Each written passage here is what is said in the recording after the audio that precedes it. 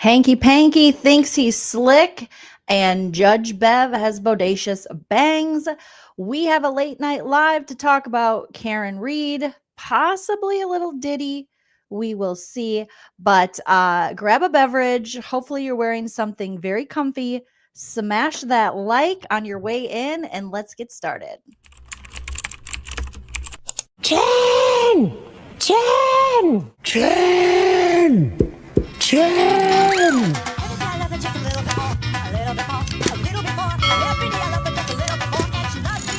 Because I had like bread and maybe peanut butter in my car. Why did you have bread and peanut butter in your car? I had my niece for the week, and I was dragging her like to all my kids' sporting events. So we'd go from like one game to another game to a practice. So sometimes instead of always giving her McDonald's or Dunkin' Donuts, I'd try to throw her a peanut butter sandwich.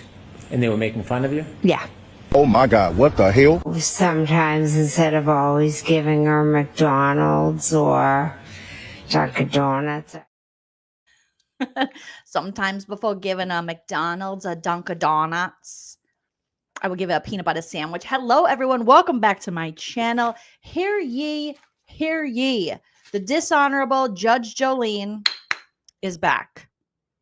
And we are here to cause some dishonor. I don't know. I am stand-up comedian, pop culture vulture, and now totally plugged into the Karen Read trial. Joleen Lunzer. Welcome back, you guys, for another Judge Joleen, where we talk about crime, trials, Karen Read, and God knows what. We go off on tangents. I'm very opinionated. That doesn't mean you have to have the same opinion as me. Objection. It'd be nice. It would be nice if you had the same opinion as Judge Joleen. Okay? Because I run this courtroom like Bodacious bangs Bev. All right? It might not make sense, but it makes sense in my head and in my bangs. All right? And I do things for my friends. So if I know you, I've been in your wedding, we went on vacation together, then you got a better chance with me in here. Okay. Sustained, you guys.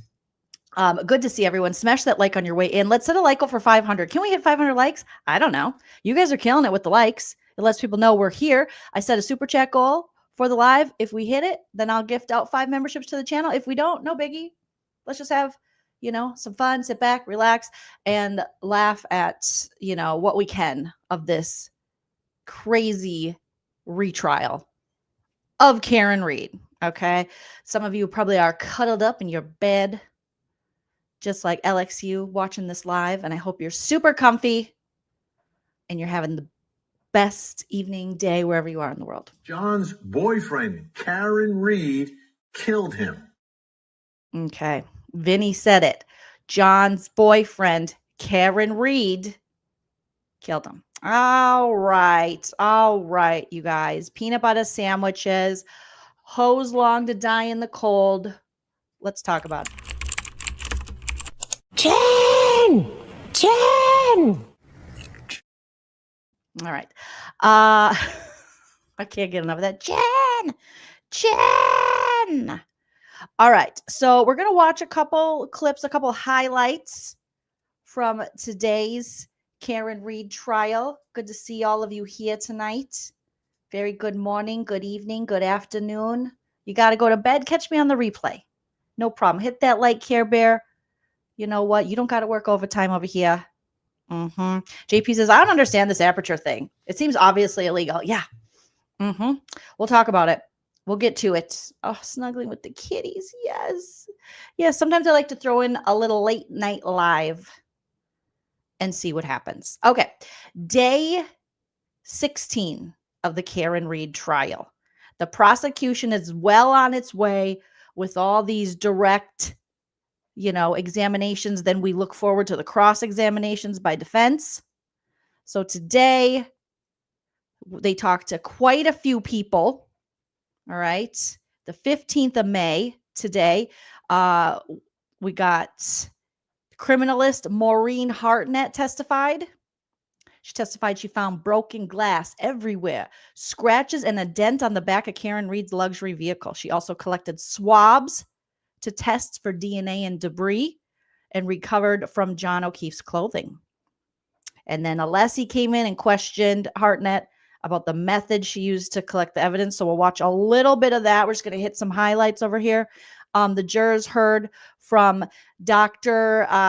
Scorty Bello. Scorty Bello, I do like her name. Dr. Scort, who she does a lot of this. Like she makes this face a lot when she's listening. And she was testifying. She's the medical examiner who conducted the autopsy. Objection. What? Overruled. I don't even know what you're objecting to. I just wanted to object. You seem to be a little too pro Karen Read, so I got to object. Okay, well, that's fine, Auntie Bev, but Auntie Joleen over here, she's gonna overrule it. So they're talking to her about how she conducted the autopsy of John O'Keefe following his death on January 29, 2022. She seemed to do more for the defense from what I was watching today than she did for the prosecution. I don't really know what the prosecution's doing. I don't think they know what they're doing either sometimes, because Hanky Panky is over there going, excuse me, just so you guys know, we want to enter some new evidence. Okay. We want to change a timeline of what happened because you guys are poking holes in it. So we're just going to change it. And so at the end of today is when they were debating about this new information, new evidence that the prosecution wants to sneak in. And they're like, we gave you like a week. And they're like, what? Because they're like, clocks are très difficile. And John O'Keefe's clock was a little bit, we'll get there. So we'll talk a little bit about that. We did have yesterday, I didn't go live, but there was talk about John O'Keefe's niece. And we didn't get to see this, her testify, because she is, I think she's still a teenager, like 17 years old. Apparently, she referred to Karen Read as the defendant. And she seemed to kind of give that same answer as Jen McCabe, who I would say allegedly, everything is alleged. However, everything is true except for the parts that are false. Jen McCabe's story, which is, Karen was very aggressive, or what was she? No, she was hysterical. She was crazy.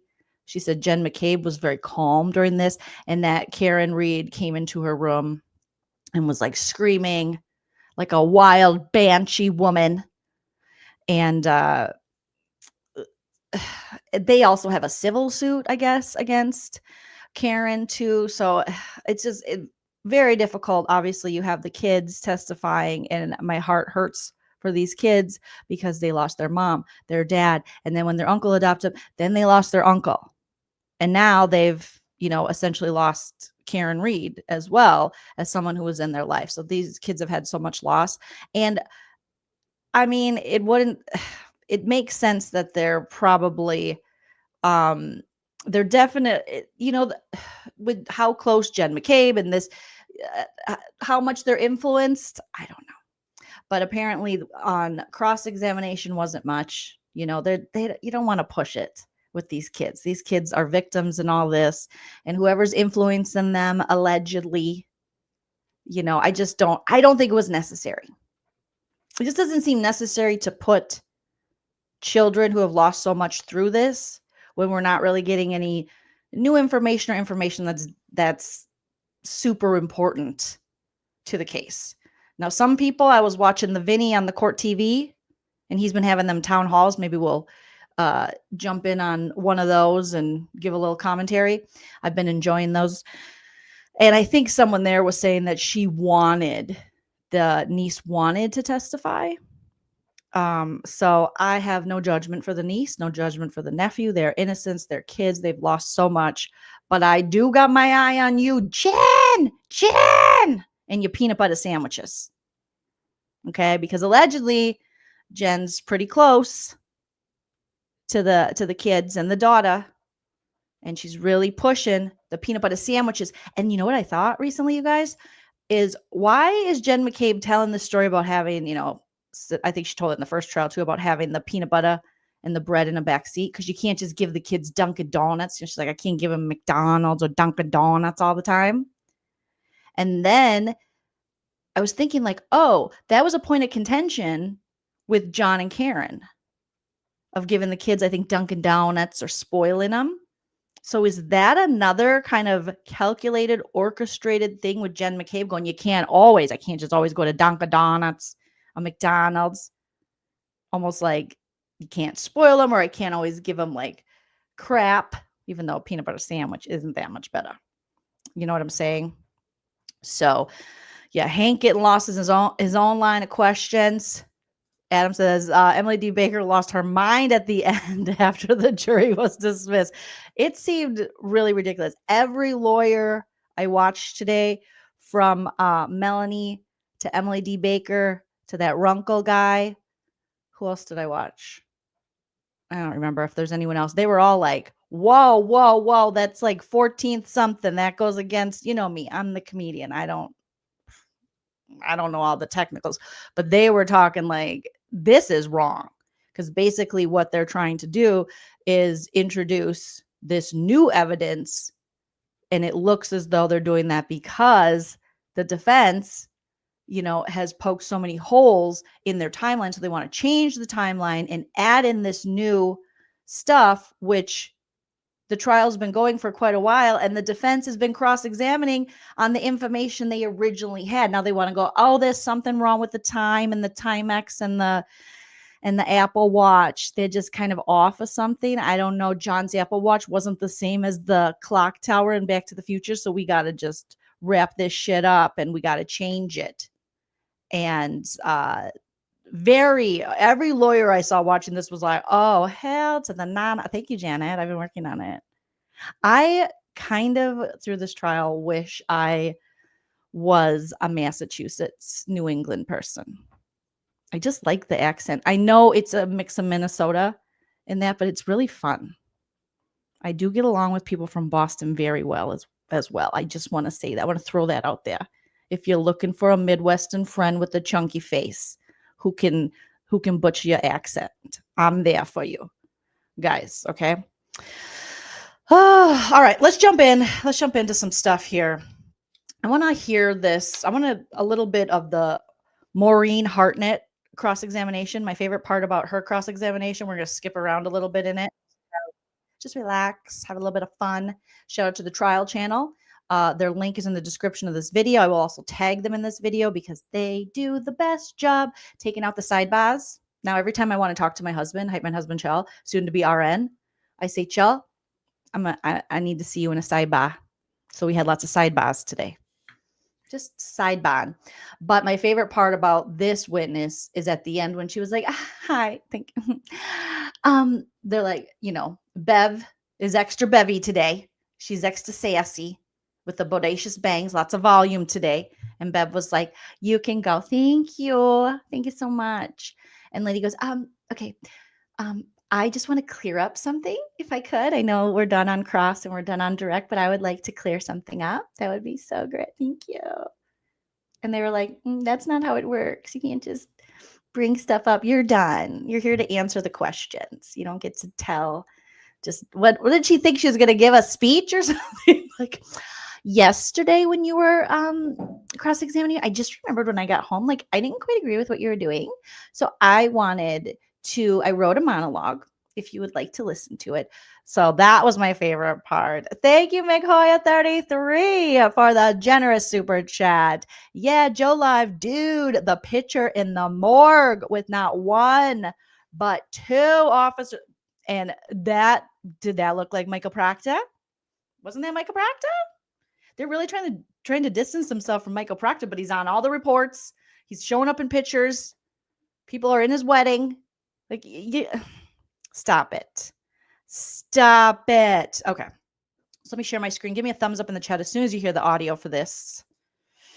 And I will continue to do my little impressions and my accents because it's what I enjoy. Apologies if you're like, this bitch is annoying. And I understand. Okay. But there are lots of streams where they don't do this. And that might be a better one for you. But so far, everyone here has been very nice. Very nice. Oh, Digital's here. My French friend says, hey, Joleen, très difficile to wake up, but it's a pleasure to see you in the morning. Oh, good morning. Yes, very très difficile to wake up. but I'm very happy you're here. Well done. Très bien. When does the husband take his boards? It's coming up. He is studying crazy hard. I think it's like a week away now that he's taking his boards. So send him all the good stuff.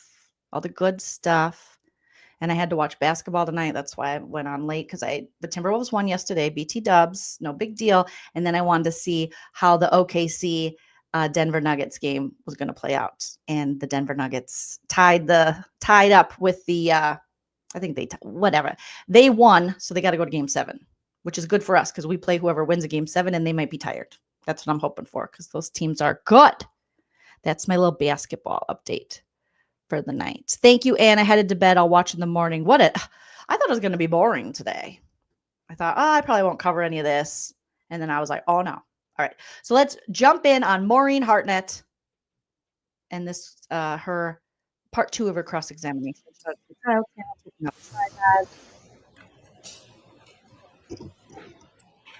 Go right ahead, Mr. Leslie. Thank you, Your Honor. Good morning, Ms. Hartnett, and welcome back this morning. Good morning. Your Honor. First thing I'm going to ask, are you related to Josh Hartnett? Okay, because he's a Minnesota treasurer. All right, back to the trial. If I could please have Exhibit 145 that is in evidence published, yes. Mr. Wolk. I'm going to speed it up a little. Ms. Hartnett, you will recall discussion about the taillight from the Lexus that was discussed on both direct and cross-examination yesterday? Yes. And you recall the discussion with regard to the weather that was in existence on or about January 29th. I'm not going to go into it at all. I just want to sort of refresh and reorient to where we were on that topic. You recall that? Yes. And I am now going to reference specifically what you referred to yesterday, I believe, as the inner part of the taillight, sometimes the inside of the taillight. Do I have that parlance correctly? Yes, that's correct. Thank you.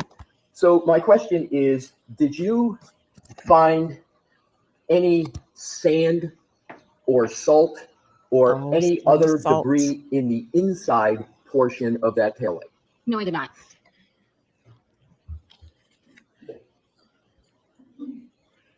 Now, and you can take that. No sand or salt, and it's snowing? We're in winter in the Massachusetts. You guys don't do sand, salt your road, sand, nothing? I don't know. I know in Minnesota, there's going to be some salt. There's going to be some sand. Take that down. Thank you, Mr. Wolf.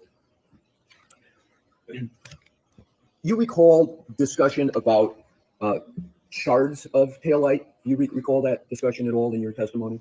You know who she looks like? Toni Collette. Right? Looks like Muriel's wedding. I was looking at her and I thought she looks like somebody. She looks like Muriel's wedding. No, I'm sorry, I do not. Okay. I wasn't certain whether we had that parlance.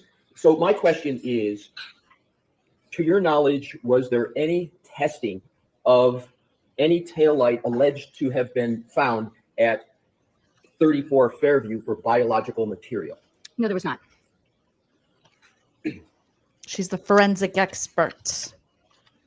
And could you just please state what your definition is inclusion when you refer to biological material? Those items were not processed in the criminalistics unit for any type of biological, meaning they would not tested for blood, semen, saliva, or a skin cell collection. I'm sorry. They were like, yeah, we found a lot of semen on the light. I don't know what they were doing. Okay, I don't want to kink shame, but there was all semen. I mean, what? The last part that you... Or a skin cell collection. Now turning and changing topics. There was a T-shirt and a hoodie of the decedent. Do you recall that? Yes, I do. And are you okay with my parlance of T-shirt, the yellow or orange T-shirt on the one hand, and then the gray hoodie sweatshirt? Is that an acceptable parlance for you? Yes. Parlance. So with regard to those two items, if I could, Your Honor, have published what is already in evidence, Exhibit 151 and 150. And Mr. Wolk, if we could please put those side by side. We need side by side on the sidebar. So is it correct that what's on the left is the right sleeve of what we refer to as the hoodie, and on the right is the, what color would you like to call that t-shirt? Orange, please. All right, so the orange t-shirt. Is that what we're looking at up on the screen? I would Yes. say tangerine, but I'll allow it. Objection. That's clearly not tangerine. Well, it's citrusy. So it's the right sleeve of the gray hoodie and the back of the orange t-shirt. Thank you. Am I correct that you included a handwritten note on your report Each. that you found, Sustained. quote, debris from each of these two items, or from these two items collectively? I don't handwrite notes on my report, so I'm just confused about where you're asking that. Okay, I'll ask a different question. Hopefully it will be clear. Did you? So a lot of today was, can you ask it a different way? Is that, I don't know what you're talking about. I don't handwrite reports. Okay. I write them on a glove outside while it's snowing. That's where I write it. Just like that other lady. What was her name? I forgot already. Did you find debris on either of those two items of clothing? Yes, I performed a debris collection on each of those items and combined Ooh, them. melon. I'm sorry, it's not your fault. It's mine. Yes, There's Tabby. a HVAC noise I can't hear. If you So could can we speak up turn the just air a little. conditioning off, please? I'm okay I with can it. see It's that. just- Bev is like, listen, okay, I'm not having any hot flashes. Turn the air conditioning off. All right. Or after you do have a hot flash, because I'm going through that right now, and then the air hits you and you're like, oh, I got the chills. But I'm gonna go, yeah, melon. Objection. It's melon. Sustained. Tabby. That was a good call. Mm-hmm. Yeah, If I'm you could sorry. speak up a little, I don't want to Of course. discomfort people. Can you move the mic? Yes, I can speak up. My If you apologies. could speak a little louder, that'd be great. Thank Yes. you. Can you repeat your answer, please? Can you repeat the question? I apologize. Sure. A lot of repeating. Did you find debris on these articles of clothing? Yes, I took scrapings from each of these items of clothing and combined the debris. Yes. With regard to scrapings, can you describe how the term scrapings relates to these two items of? We got another objection from Shine. She says it's coral. Coral. Well, in Massachusetts, we call it coral. Coral. I'm gonna overrule. I'm gonna stick with melon.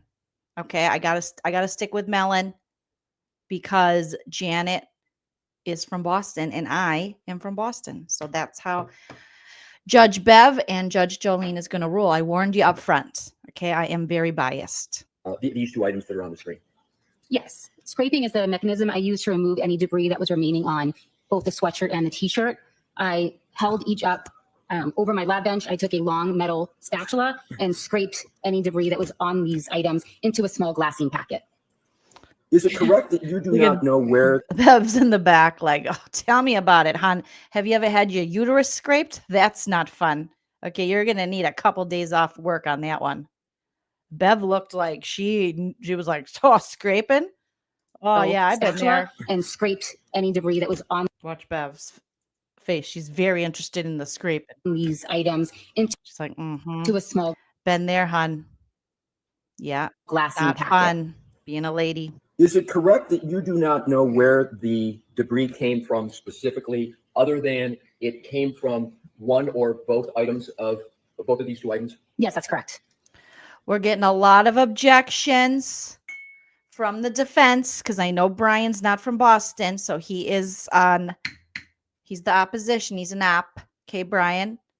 I'm gonna overrule that one because again, Janet is from Boston. Okay, she's my friend from Boston. She's not buying any of this. But thank you for your time, Brian. Also, we don't trust Brian. The debris could be from just the hoodie, it could be just from the t-shirt, or it could be a combination of the both. Yes, the items were packaged together, so they were already commingled. So there was no way for me to determine which debris came from which item, and it would be misleading to label them as such. So I combined them. Exactly where my next point was going to go to. Thank you. And my next question. So what, if anything, were these two items contained in when you got them? They were contained in a brown paper bag, and they may have been contained in a larger box, but I don't remember off the top of my head. Stop and Shop. It's a Stop and Shop bag. Okay. So when you got them and Show you some saw them respect to for our the first sponsor. time, using your term, they were commingled together, correct? Yes, that's correct. And was there any debris in the bottom of the bag? There may have been. When I examine something on my bench, I also shake out the bag to ensure that nothing is left behind and that everything is examined and accounted for. Now, am I also correct that there is no description of the actual debris that you found? For example, you didn't specify whether it was little fibers, little hair, little pieces of this or that. Do I have that correct? Correct. I did not do any examination. I just packaged it. And therefore, you didn't note whether any of the debris was a plastic or a plasticine nature, correct? Ooh, Correct. That would not be part of my analysis. And there was no marker put on any part of the debris that was recovered. Is that also correct? I labeled the debris with an item number. I'm not sure what you mean by marker, if that's what you mean. Parts of debris, in other words, there wasn't separate identification or markers for separate pieces of debris.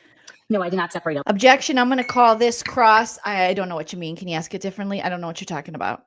I don't know what you're talking. I still don't know what you're talking about. What are you talking about, Alessi? What are you talking about, little guy? I feel like that's what she's looking like. I don't know what she's talking about, little guy. Debris. There was You're cute. You're buff. You're older than my dad, but I don't know what you're talking about. no photograph taken of the debris. Not by me, no. Do you have knowledge of whether there was a photograph taken of the debris by anybody? I do not. So you have, as you sit here today, you have no knowledge that there's a photograph of the debris. That's correct. I do not. Sonny. When you received the hoodie and the T-shirt that's depicted as 150 and 151, they came in together, commingled with some debris at the bottom in an evidence bag. Is that correct? I'm not sure if there was debris at the bottom of the bag. What I can say is that there was debris on the items, and I did shake out the bag. I don't have a memory of anything coming out of the bag. I don't know. So there could have been debris at the bottom of the bag when you shook it out. You just don't recall. Yes, correct. If we could, Your Honor, please have Exhibit 154 already in evidence published. They're on it today. And let's keep it there for a moment, 154. and then I'm going to ask Mr. 57, Wolf whatever it to is. zoom in. Ms. Hartnett, do you recognize this generally? And then I'm going to have it zoom in so you can read it as an evidence bag. Yes. Now, Mr. Wolf, could you please zoom in starting from the top so that Ms. Hartnett can fairly read this? And if you could, Ms. Hartnett, just take a moment to read it, and then I'm going to ask you some questions, but I want you to have a fair opportunity to read it. Let me know when you're done. Okay. And if we can then scroll down, Mr. Wolf, so that Ms. Hartnett can fairly read the rest of what's on there. Okay. Thank you. Now, Mr. Wolk, if you could just leave it where it is now. With Your Honor's permission, I don't see a need to keep the lights off. Can have that on, but if Ms. Hartnett needs it, you'll just let us know. So, Bev is sassy today. She's like, it's fine. Put the lights on. Put the lights back on. Put the lights up. I don't like this. Bev, right? Put the lights on. Get them lights on. is this I gotta see Hanky. the evidence bag that the T-shirt and the hoodie were in when you received those items? To the best of my recollection, yes.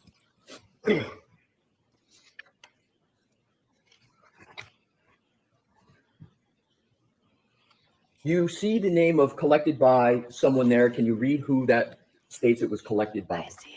Yes. And state what that is. It says TPR Proctor. And are you able to conclude what the TPR stands for? Generally, we use that to abbreviate trooper. Right. So that is former Trooper Proctor that it says collected by, correct?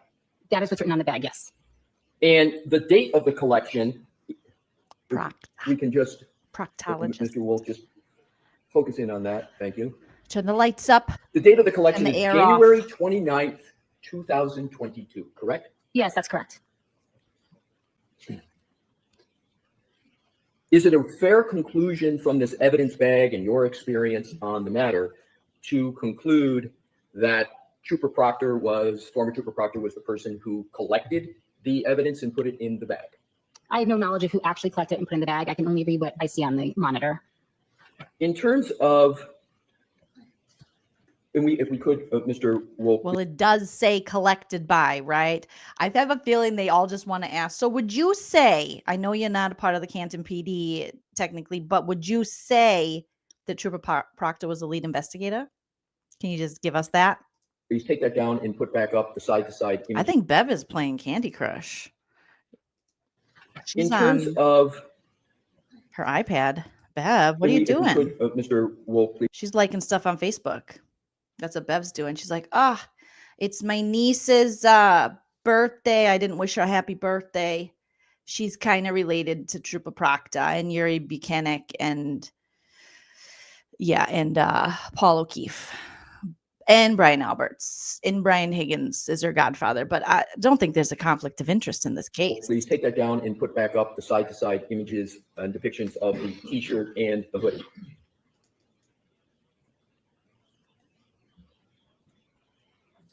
Bev's afraid that Grim Reaper, Brian Albert, Do you is know going to come in the dock. journey, if you will, of those two items before you received them? No, I do not.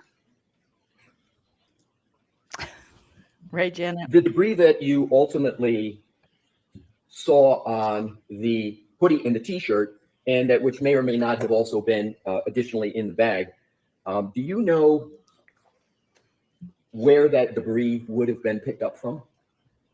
No, I don't know the source of the debris. And you were not provided with information as to the potential source of that debris, correct? No. No, the debris. She doesn't know. Were you aware of whether or not the debris, whether those items had been on the floor of an ambulance or a floor of a hospital? No, I did not have any information like that. Nope. Is it Auntie Bev important goes, to me- objection. You said you didn't have, but did you have? Did you have? I don't know what have is. Did you have? Because we'll have to do a half day. Should we do a half day? I know you have, but did you have? I just know have. Maintain the sanitary condition of evidence generally to avoid contamination? We do our best to avoid contamination once we receive items into evidence, yes. And she was like, no, I accidentally urinated on it. Like, what do we expect her to say? And what are some of the protocols that are used to avoid contamination of evidence? Generally wearing gloves, putting items in packaging, bleaching any materials or utensils that we're going to use, or using disposable materials, sterile materials when possible or necessary. Would you say red Solo cups and also Stop and Shop bags were kind of the sanitary? Would that be protocol for blood and such? Okay, no, okay. Write that one down. Just check in. We also wear lab coats when processing evidence. Is another protocol or technique to separate out pieces of evidence to prevent cross-contamination? You would think. Sometimes we will separate pieces of evidence. If the items are already mixed in with each other, then the items are kept together, can be kept together.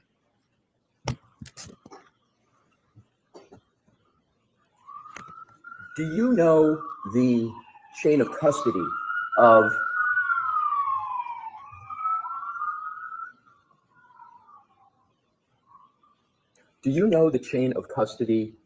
either the hoodie or the T-shirt? I only have record of the chain of custody from when it was delivered to the lab. So before any delivery to the lab, you do not have knowledge of the chain of custody of either of those two items? No, I just know which detective unit dropped the items off. And which detective unit was that? Norfolk Detective Unit. Oh, no. Not Norfolk Detective Unit.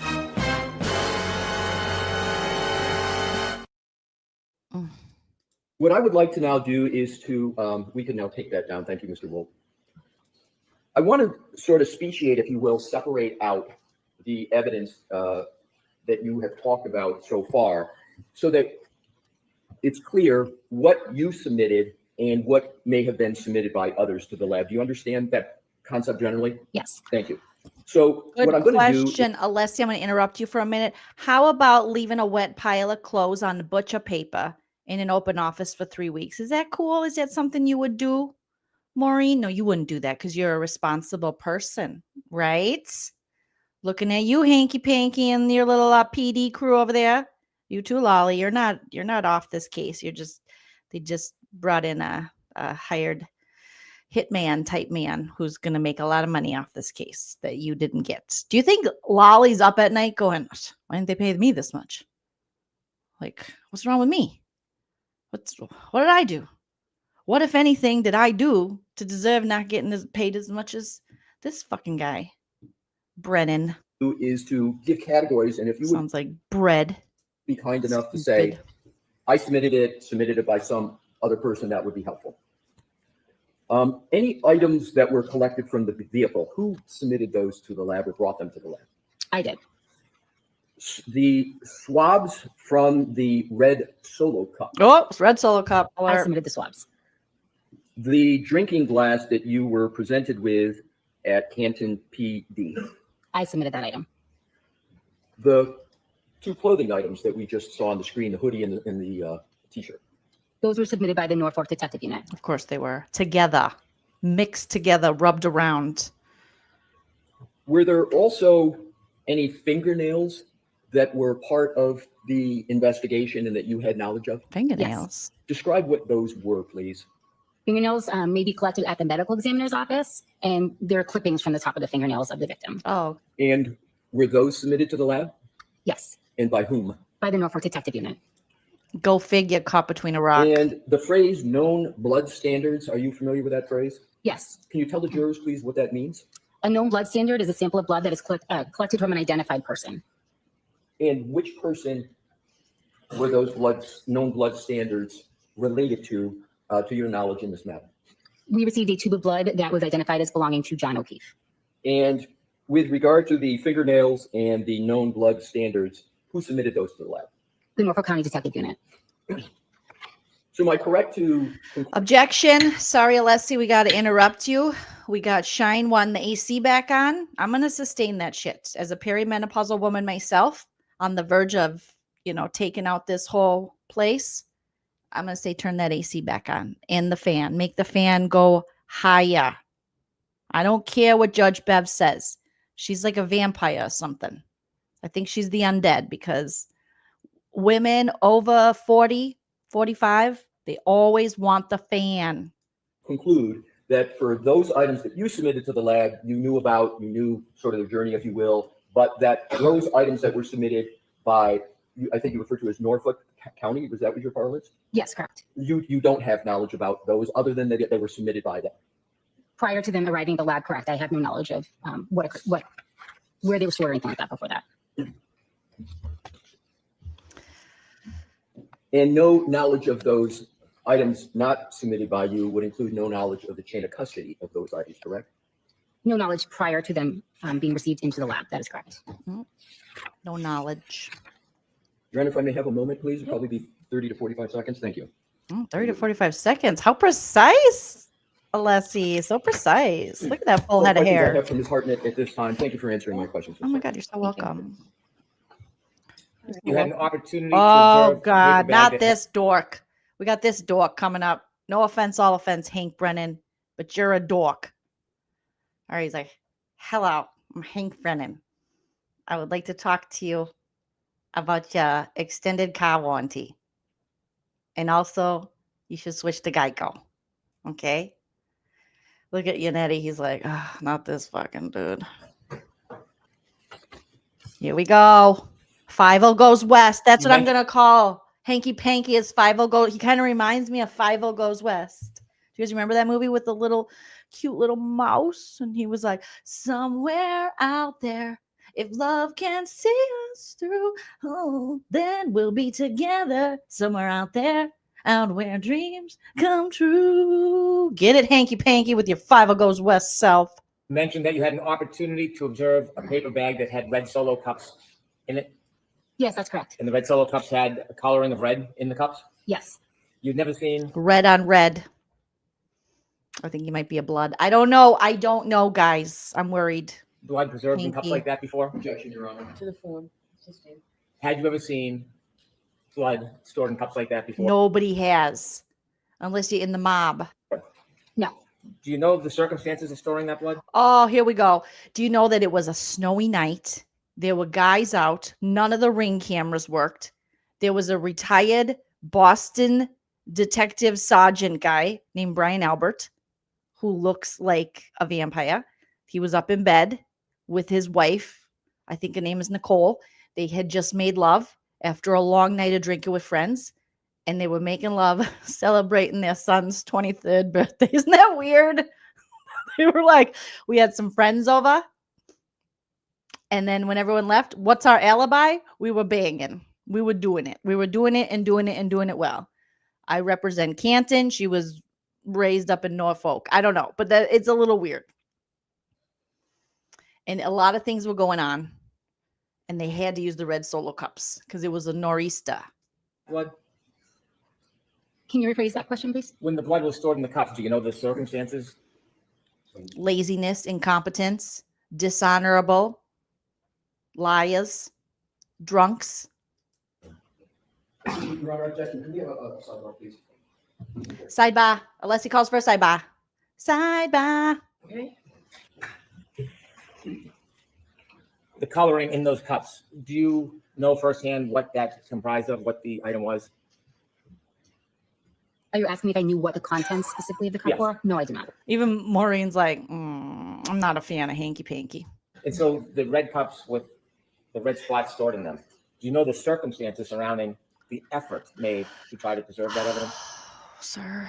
Can you just be more specific in what you mean by She's like, what do you mean the circumstances? Do you have a story behind the red Solo cups? Do you know their journey? Do you remember in 50 Goes West when he was trying to go west and find love or something? I don't know. It's an old movie. I don't remember. All I know is I kind of resemble him. Anyways, there was hardship. There was booze. There were bad decisions. There was incompetence everywhere. And in the end, we had to save the blood. And we don't have the money to have fancy stuff here in Canton. All right? What we have is red Solo cups because we're alcoholics, allegedly. by circumstances? Sure. Do you know where those red cups came from? I was told they were collected from the scene. I don't have firsthand knowledge of the collection. And you weren't at the scene that morning, were you? No, I was not. Do you know what the circumstances or the challenges were that morning? No, I'm not aware. You said that you respond to active scenes and sometimes, like in this case, after the event happens? Yes, that's correct. Is there a difference when you're at an active scene as opposed to when you arrive at a scene that is past the event?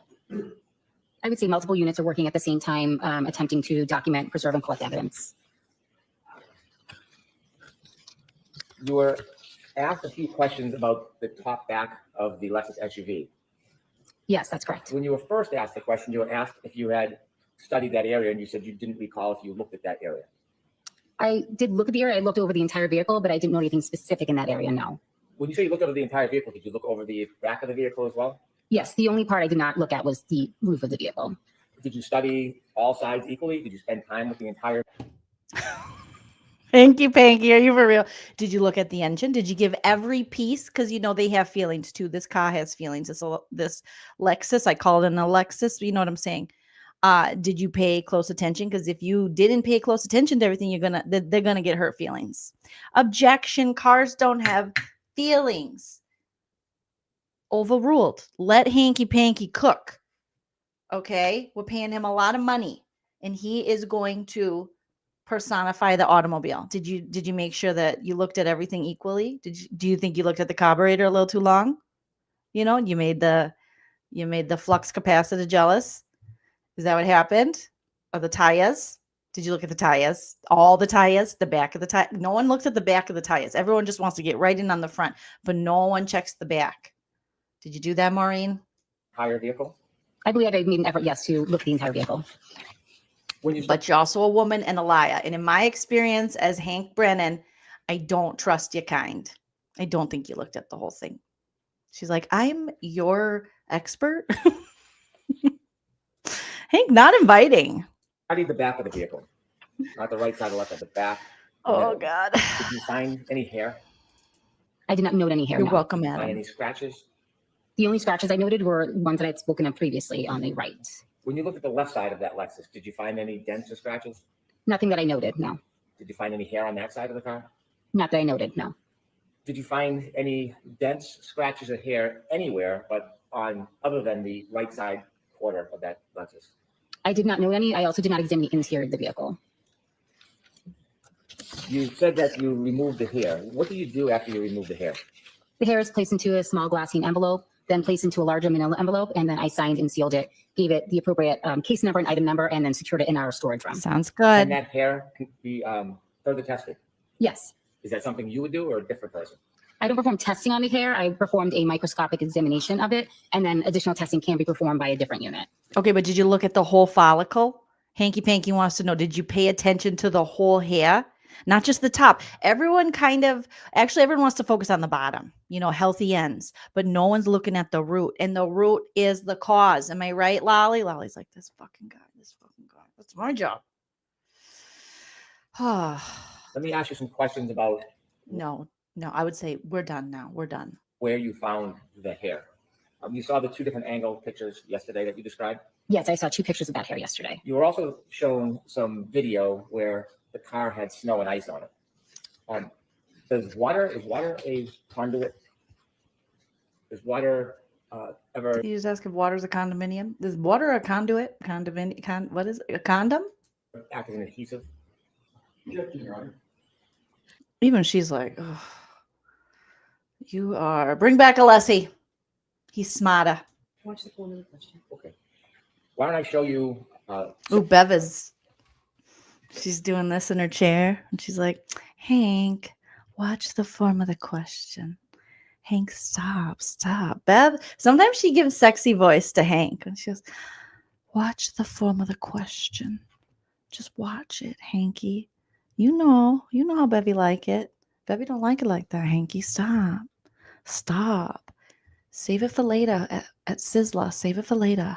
Similar video that you were showing yesterday, but we've clarified it so it's more clear. And I should take a look at video 125. Is water like glue, like Elma's? Will it hold the hair like glue would? Did you glue the Can you hair stop that, please? to the light of the car? And can you see that's 5:51:54 p.m. on 129:22? Yes. When you first saw this vehicle, it didn't have that snow on the right Hank, back stop. near that taillight, did it? Stop, Hank. That's particularly When you saw this vehicle for the first You- time, did it have What is that snow he packed? never talks to the defense like that. Ask it differently, Hank. Stop. Make it nicer. Do that, Hanky. She's doing like sexy ASMR. packed into the back right? I gotta hear that Did again. it? Too? Yes. When you first saw this vehicle, it didn't have that snow on the right back near that taillight, did it? Objection, Your Honor. That's particularly Mr. When you saw Ask it differently, Mr. Brennan. Also, and I'll give you a half day. Ask it differently. I'll give you a half day. Hunk. I wonder if she calls him Hunk. That's why we never hear call him by his first name, because it's Hank, but she calls him Hunk. Ask it differently, Hunk. this vehicle for the first time, did it have that snow packed into the back right of the car? No, to the best of my recollection, there was no snow on the vehicle when I saw it. And the hair where you found it, you see the red back tail light, the piece of red that's showing? No. I do see that, yes. In reference or relative to that red, was the hair to the right, left, below? I don't recall at this time. Okay. Do you see the ice or snow on the right side quarter panel of that Lexus? I don't see it on the quarter panel. I'm not sure what you're speaking of. If we could move that. Nobody video forward, is, please, to Maureen. 702. Nobody is sure what he's speaking of. Hunk. Hurry up, Hunk. We got a dinner date. Hunk. And then to 749, please. For a half day. Why are these pictures so shitty? Stop. Go forward just a little bit, please. Stop. There's still remnants of snow. Did it look like that when you first saw it? It's like sliding on. No, I believe I did not see any snow on the vehicle when I saw it. You could fast forward, please. She saw it. I saw it too. Somebody farted in the courtroom. I'm pretty sure I just heard somebody toot. Somebody has No, I believe I did gastrointestinal not see any issues. snow on the vehicle when I saw it. You could fast forward, please. This is the kind of stuff we look into over here. Who farted in the courtroom? It was Bev. Spoiler alert, it was Lolly and Bev. They like to time their farts together.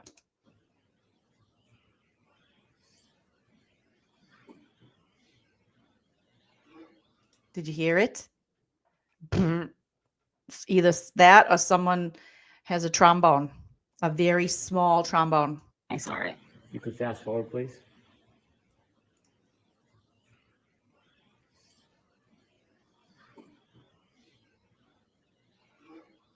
Right there. Right there. The fart is there.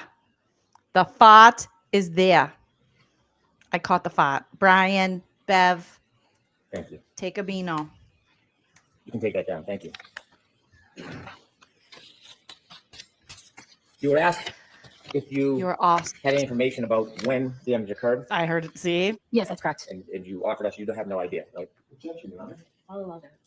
No, I I'll allow that. That Bevy, calm your bona, Bevy. This is what we need. You need these good ears that I got. I should be a part of this investigation. If I would have investigated this case, we'd have the right person. I'm just telling you, we would have the fodder. About when Look at Bev. Look at Hank. She's like, ask it nicer. the damage occurred, yes, that's correct. and you offered us, you don't have no idea, right? Objection, Your Honor. I'll allow that. I'm gonna allow it. I'm gonna allow it all day. I'm gonna allow it so hard. No, I do not know when the damage occurred. She doesn't know. You were asked whether or not damage existed on that car prior to that day, prior to January 29th, 2022. You remember that question? Yes. Did you know there were ring videos of that car from January 28th, 2022? No. May the thought be with you. I Yaha. want to show you some photos and ask you a few questions. If we could have 147C, please. I think Lolly is Jesse Lolly's If you could real close up. dad. Do you remember what that's a Calling it. picture of or photograph of? Yes. What is it? That is a tear that was on the right sleeve of the gray sweatshirt. The threads coming from the side of that hole. Yes. Those threads, could you pull those threads and pull them out by hand if you wanted to?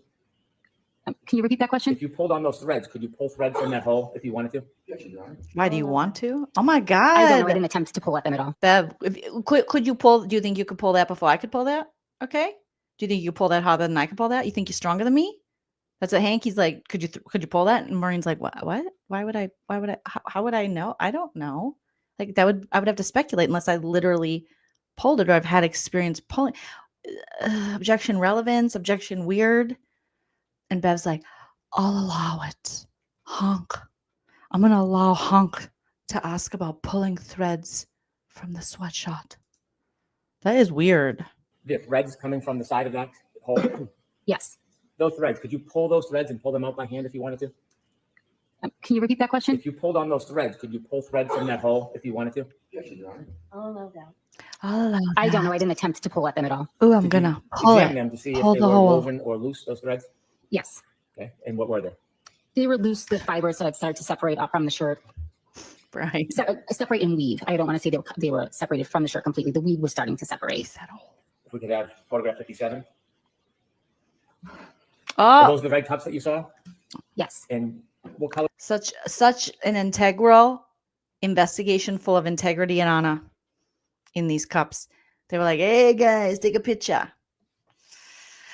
Is the fluid inside? What's the fluid inside? That's what Bev Photograph said. 57. Are those the red cups that you saw? Yes. And what color is the fluid inside? I noted there was red-brown stains inside. Okay. And do you see that white object, the rag or the paper towel? Objection, Your Honor. Scope. Yes. Sustained.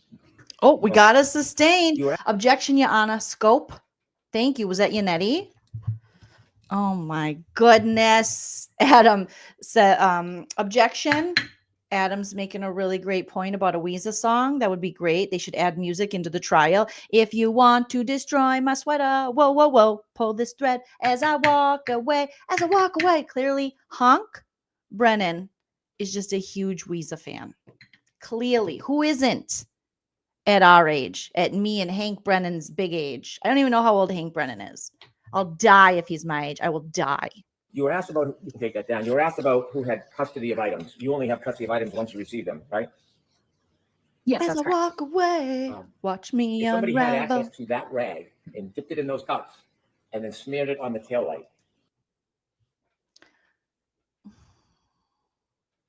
This sounds like revenge porn. What is Hank talking about? If someone had access to that rag and dipped it in the blood cups and smeared it all at what?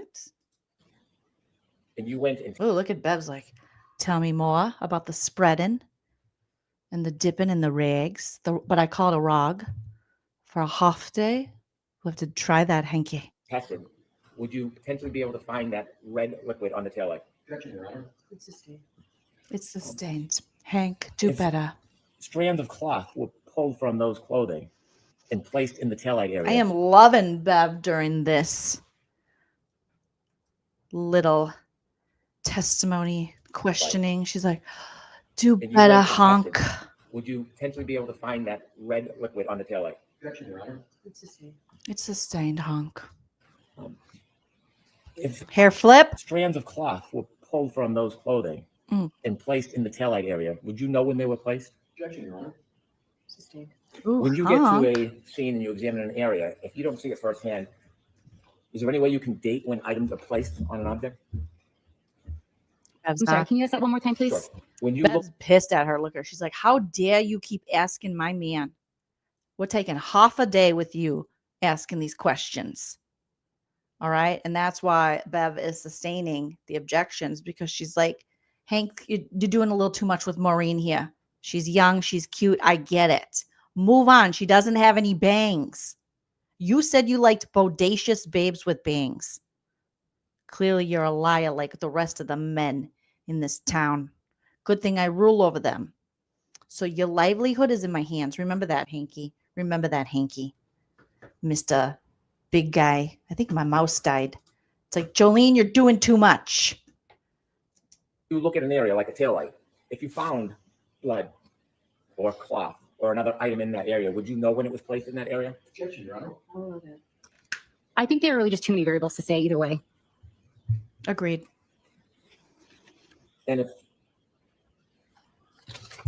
an item like blood or cloth was placed in that area, is that You say something you would be looking blood or for in your coffee? examination? In which area? Say the taillight, for example. If there was an object placed in the taillight, would I be looking for that? I'd be looking for any item of evidence. I'm not specifically looking for anything. I'm just looking for anything that could potentially be evidence. Thank you. I have no further questions.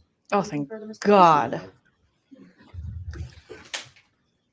If we could, Your Honor, have 147C republished. Even Maureen, I mean, it's his Would it be witness. acceptable to She's move like, along with ugh. Ms. Gill? Oh, you have it. If we could have Ms. Gilman, I have just one question, Your Honor. Thank you very much, Ms. Gilman. 147C, I believe it. I think you already had it up there. No, it's this one. Yeah, exactly. Thank you, Your Honor. Do you recall Mr. Brennan asking you just moments ago a question about this depiction? Yes. And to be clear, this is the right sleeve of the gray hoodie, correct? Yes, that's correct. You didn't perform any analysis of this area of the right hoodie, did you? I performed damage analysis on each of those tears on the sleeve. Right, but you didn't perform an analysis as to the source of that item, what it could be, correct? Can you rephrase that question, please? Sure. You didn't do any analysis of what could have caused that hole in the sweatshirt, did you? No, I did not. No further questions. Again, thank you for answering my question. Good question. And how polite, Alessi. Very polite. You are awesome. Okay, here's where we go. Here's where things go downhill for Maureen. Okay. Thank you so much, Miss Hotnut. Hotnut, it's been a half day. Don't look at honk on the way out. Okay. We appreciate your time. Okay. Bye-bye. Caused that hole in the sweatshirt. did Bev you? wants her No, I did not. on. No further questions. Again, thank you for answering my question. Miss Hartnett, you are awesome. I wanted to correct something from the record yesterday. I wasn't sure when was appropriate to do that. Okay. Do you recall which lawyer asked you the question? Yes, Mr. Alessi asked me the question. Your Honor, are we going to proceed along with that? So why don't I see you at side? We got a sidebar. She's like, I want to correct something that Alessi said. Yeah. I think it was, he didn't quite understand what I was saying. I want to say something. She was like Jerry Blank from Stranger with Candy. I got something to say. And now they're all laughing at sidebar, like, okay, Maureen really thinks that this is how the court works. How do we tell her without embarrassing her? And Annie Bev's like, I'll embarrass her. I will do it because she come for honk. All right. So, Ms. Hartnett, I am going to let you step down because questions from both sides are completed. Okay, So, thank you. Oh, Bev enjoyed that. Okay, Ms. Hotnett, I'm going to let you step down because questions for both sides, sweetie pie, are done. Yeah. I think you talked to Hunk enough. Yeah. Yeah, Mr. Brennan, we call him over here, but I call him Hunk when we're at the TGI Fridays. Getting 2-for-1s. That's what I call him. But it's okay. It's okay. You didn't know. You wouldn't know. You don't have the job I have. You're not a big judge. Okay. So, but you do science. Good for you, science. Okay. Bye-bye. thank you, though. See you never. Thank you. Thank you so much. Again, don't look at honk on the way out. Okay. Bye-bye. Look at her look. She's like, she does not like Marini. Maureen's like, I'll never have justice. And Bev's like, not cute. She thought she knew something, but this is my territory. You get out of here with that slutty black coat. I know what you're trying. You're trying to turn on Hunk. It's not going to work because I got Hunk. Okay, I got Hunk under my robe. Oh, that was more entertaining than it should have been, given, you know, what we're talking about here. All right, now we have to talk about, we got to take a look at, you guys smash that like if you haven't already. Okay, write the side. I read these things. There are certain things I know. The law is not one of them. Okay, slowly but surely, I'll never figure it out. But what I do know is human relations. What I do know is jealousy, pettiness, lies, manipulation, narcissism. Those are things I know. All right, and also who farted. I always know who farted, and it's never me, because I have a perfect sphincter. All right. So now we're going to go into Dr. Scortibello. All right. The medical examiner, again, another witness for the prosecution. And we're going to kind of skip around on this one because it's like, here's my resume. Super smart. Got all the things. She's got transition lenses. Doing great for herself, clearly. But we can't be here for 3 hours with this. Okay. We just look for the funny. We're bringing levity and light to something that's very serious, but also something that's hilarious because this case is ridiculous at this point. All right. So let me know if you can hear this. To Mr. O'Keefe's rib area. Yes, I did note that there were rib fractures on the anterior, that would be the front, of his fourth and fifth ribs. And so would that be his left or right side? It would be both the right and the left, and it would be the part of the rib that is close. Include your ultimate conclusions regarding cause and Formulation, Okay, we don't want to listen to Honk if we don't have to. So I'm skipping ahead. But Alessi showing up again. He's very good at the science shit, that little guy. evaluation and testing of hypotheses. Yes. And does it also, where possible, include the selection of a final hypothesis after considering other hypotheses? Hi, Joel. So what we just discussed is a fair explication, a fair explanation of the scientific method. And the scientific method is part of the autopsy and forensic pathology analysis, correct? Correct. Now, applying one concept, that medical legal concept we talked about, just holding for a moment, if you could, the medical and going to the legal, if you will, law enforcement that you said in Massachusetts. Who knew Alessi was Bill Nye the Science Guy? But he is. Okay. That individuals have to put their name and their shield number and before they can come into the autopsy room. So they have to put a shield number down, correct? You mentioned a shield. Oh, is this where we looked at the picture? CMO. Your ability in, as I know correctly. Who's that bald guy? Who's that? There's so many baldies in Canton PD. So many baldies. I love this lady. She's like, hold on. Very smart lady. Very smart lady. This Irene, she's like, I'm going to have to check it out. Hold on. What do you got? Oh, sorry. Oh my God. I'm trying to see here. All right, let's take a look. I didn't know I was going to be asked about pictures. I thought I was going to be asked about science and shit. So I'm a very smart woman. Okay, here we go. In a morgue setting, which looks very similar to our morgue at the Cape Cod office. Very good. If you could just hold that for a moment and with a Well, quick fancy Cape Cod. permission, could I publish that for the jury? Okay. Thank you. Mr. Wolf? And if you could please zoom in on the two. Can you identify these two guys at all? Okay. You can identify them by stupid 1 and stupid 2 if you need to. If that's what you call, that's what we call them. Me, Yannetti, Alan Jackson, Avi, Karen Read. We call them that. The other lady, she's too nice. She doesn't do that. The two individuals in that picture. Dr. Scorti Bello, do you recognize any of the individuals in that picture? To be perfectly honest, no, I don't. Not With regard memorable. to the person on the right, do you recognize that person? No, I don't. And you said you recognize the setting, correct? Yes. And if I heard you correctly, you said this is the Cape I don't know. That looks like a leaky balloon knot, you guys. That looks like a leaky balloon knot, guy. Cod facility. It appears to be correct. Right. So you testified earlier, if I recall correctly, that the autopsy was performed at the Cape Cod facility of the Office of the Chief Medical Examiner. Yes, it was. And you're normally in, as I recall, Westfield, in an office that covers Western Massachusetts and Westfield. Correct. But you were at the Cape Cod facility, as I understand it, because there was a staff shortage and you had to travel down to Cape Cod for this. Is this correct? Correct. So you were at your normal home-based sort of facility. This is a facility that you went to for this autopsy, correct? For this autopsy and multiple others, yes. Yes. And you were covering a staff shortage, and that was the reason you went to Cape Cod, correct? Correct. And what's depicted in this picture are two individuals. For two individuals to be present, is there a protocol that they had to follow to be present for that, like a sign-in or an authorization?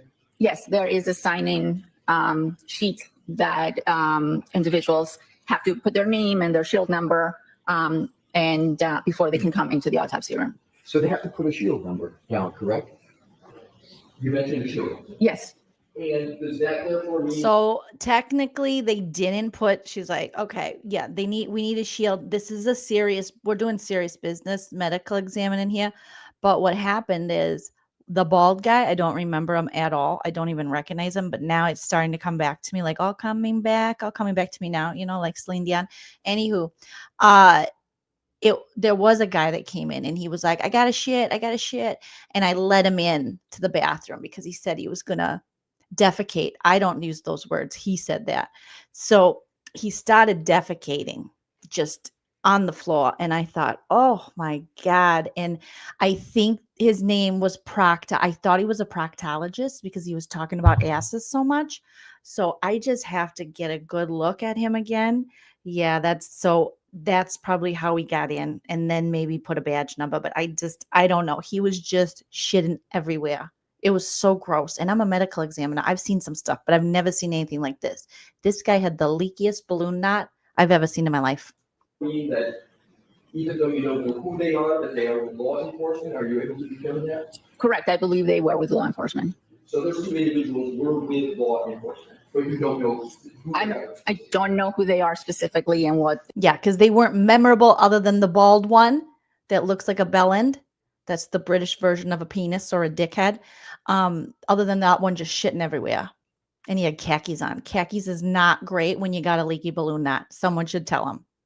He said he was wearing a diaper, but I don't think it was a diaper. I think it was just really dirty underwears. What their actual position was. But they were with law enforcement. I believe, if my memory serves me right, there was a person from crime scene investigation and someone from state police. But I'm working on a 2+ year memory. That's fair. I'm not going to ask you more questions to probe the memory. We can take that down. Yeah, and then his partner was picking it up, and I was afraid he was going to eat it. And I was like, he's going to get giardia. It's like, I don't know if you follow the H3 and anyways, that guy, Ethan, said his baby had giardia. Someone called CPS on him and the family got giardia. You got to eat the feces to get the giardia. And I don't know. So I was worried because these two guys, you had the proctologist guy and the other guy was picking it up and putting it so close to his mouth. And I was like, I just saw something like this on H3, First they're talking about, Palestine, and all of a sudden giardia. So I just didn't want him to get giardia, but he said, it's okay. I'm okay. I'm not vaccinated, so I can eat this. And I said, don't eat your friend's feces. Now I'm remembering these guys. Oh, they were a mess. Just a mess. And yeah, we are finished with that. If you could hand that to the, thank you. She looks terrified. Did you see? She just looked terrified. Oh my God. Well, that's what happened. And then I said, sir, I think you shat yourself. And he said, no, exactly what Janet's saying. My sphincter farted. I just have a very loose sphincter. I got a leaky balloon nut. I blame other people for having leaky balloon nuts, but really it's me. It's projection at its finest. And I said, that you need to get to therapy, sir. You're blaming other people for your shits. And he said, I am.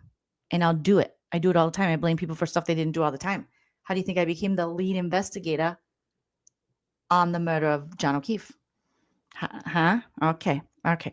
But look at my friend, the doctor. She looks worried. Why are you so...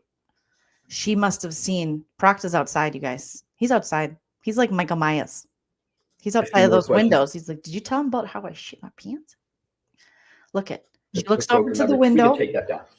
And she's like, oh, she's in good mood. Almost done. yeah, we are finished with that. If you could hand that to the, thank you. Just relax. And then she's like, oh.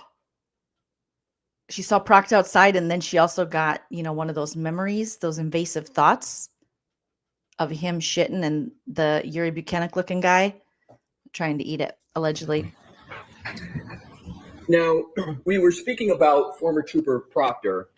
Do you recall former Trooper Proctor sending you a copy of scene photographs and wanting to schedule a phone call with you so that he could explain the status of his investigation? You recall that? Yes. And that occurred approximately in March of 2022? Yes, approximately. Right. And the method of communication of that was that by email, to the best of your recollection? I requested that our medical legal investigator, we have our own investigators at the office that are responsible for obtaining medical records and sometimes being the liaison between us and law enforcement. I do really, someone said, where's her accent from? I really like her accent. She reminds me of my friend Michelle, and her family was from Chile. And she had a very similar accent. It was very beautiful. So I don't know where her accent is from. But yeah, the H3 stuff with Ethan and the Gerardia, very gross. To get reports, I requested that she contact whoever was in charge of the investigation and set up a meeting, a phone call. So since it had already been a few weeks since the autopsy, I wanted to make sure that if there was any additional information that could be provided to me, I could take it into account, because I had 90 days to issue a report and a death certificate on this case. Now, you've mentioned the 90 days on direct. You just mentioned it now. Is the 90 days a hard and fast rule, or is it? I love this woman. I love her facials. They're just like,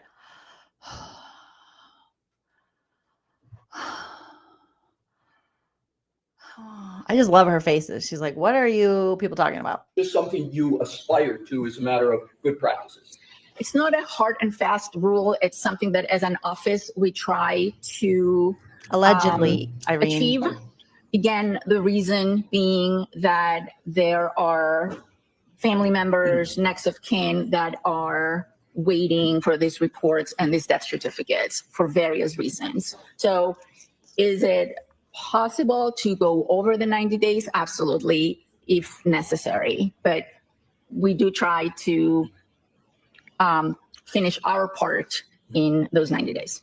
So it's possible to go past the 90 days, but there would, given the considerations you just articulated, there has to be a pretty good reason why you want to do that, right? Correct. In this situation, you concluded that you had sufficient information on the medical side and the legal side to come to the conclusions that you needed to come to. Is that fair? Well, I had sufficient information on the medical side because I did the autopsy and I had those findings. I did not have sufficient information that pointed to one manner of death over another manner of death. And therefore, I stated that the manner of death was undetermined. Exactly. So the manner of death is undetermined. Well, here we are sitting here with Karen Read on trial for Schmurder saying she hit him with the car, but you have medical examiners for the prosecution and the defense, like not her, but but this is a for like prosecution witness saying undetermined. But here we are. Determined, I want to, if I could, with you pursue that a little bit in a moment. But when you came toward the end of that 90-day period, you had information from the law enforcement side on their theory of what had happened, correct? Correct. I'll let that one stand. I'll let that one slide, Alessi, but only because it looks like you've been doing a lot of upper body work. If you know what I mean? Your arms are looking good. Don't tell honk. You had performed all of the medical investigation and analysis that you needed to perform. Is that correct? Yes. There wasn't something that you wanted to do on the medical side. You had mentioned, to be fair, you had Dr. Stonebridge involved as well. You had what you needed on that side, correct? Yes. And you therefore concluded on the manner of death that there was a not more compelling or more likely than other reasonable possibilities. Is that fair? No bullshit. Yes. So in furtherance of that, on April 14th of 2022, you issued a death certificate, correct? Yes. And please feel free to check your report of any dates or any other particular as I go through. Okay. She's like, okay, guy. I issued my final report on April 14th, correct. And I would assume that the death certificate was on or around that same day. Thank you. Nice. I mean, not nice, but now to back up a little bit with regard to the autopsy, as you stated, it was conducted. I just want to do a little bit of a timeline on January 31st of 2022, correct? Yes. And we discussed that the body of Mr. O'Keefe was presented to the Cape Cod location, correct? Yes. And Cape Cod. you also discussed that you brought Dr. Stonebridge to work with you on this matter, correct? Oh, Dr. She didn't physically come to Stonebridge. the office. The way Dr. Stonebridge was involved is I love so many women doctors. Give me a woman doctor every day, all day. Okay. at the time of autopsy when the brain was removed. I'm sorry, what? I'm sorry. This is where I was like, I know so little about how autopsies work. I was like, you take the brain, you took the brain out. And I'm just,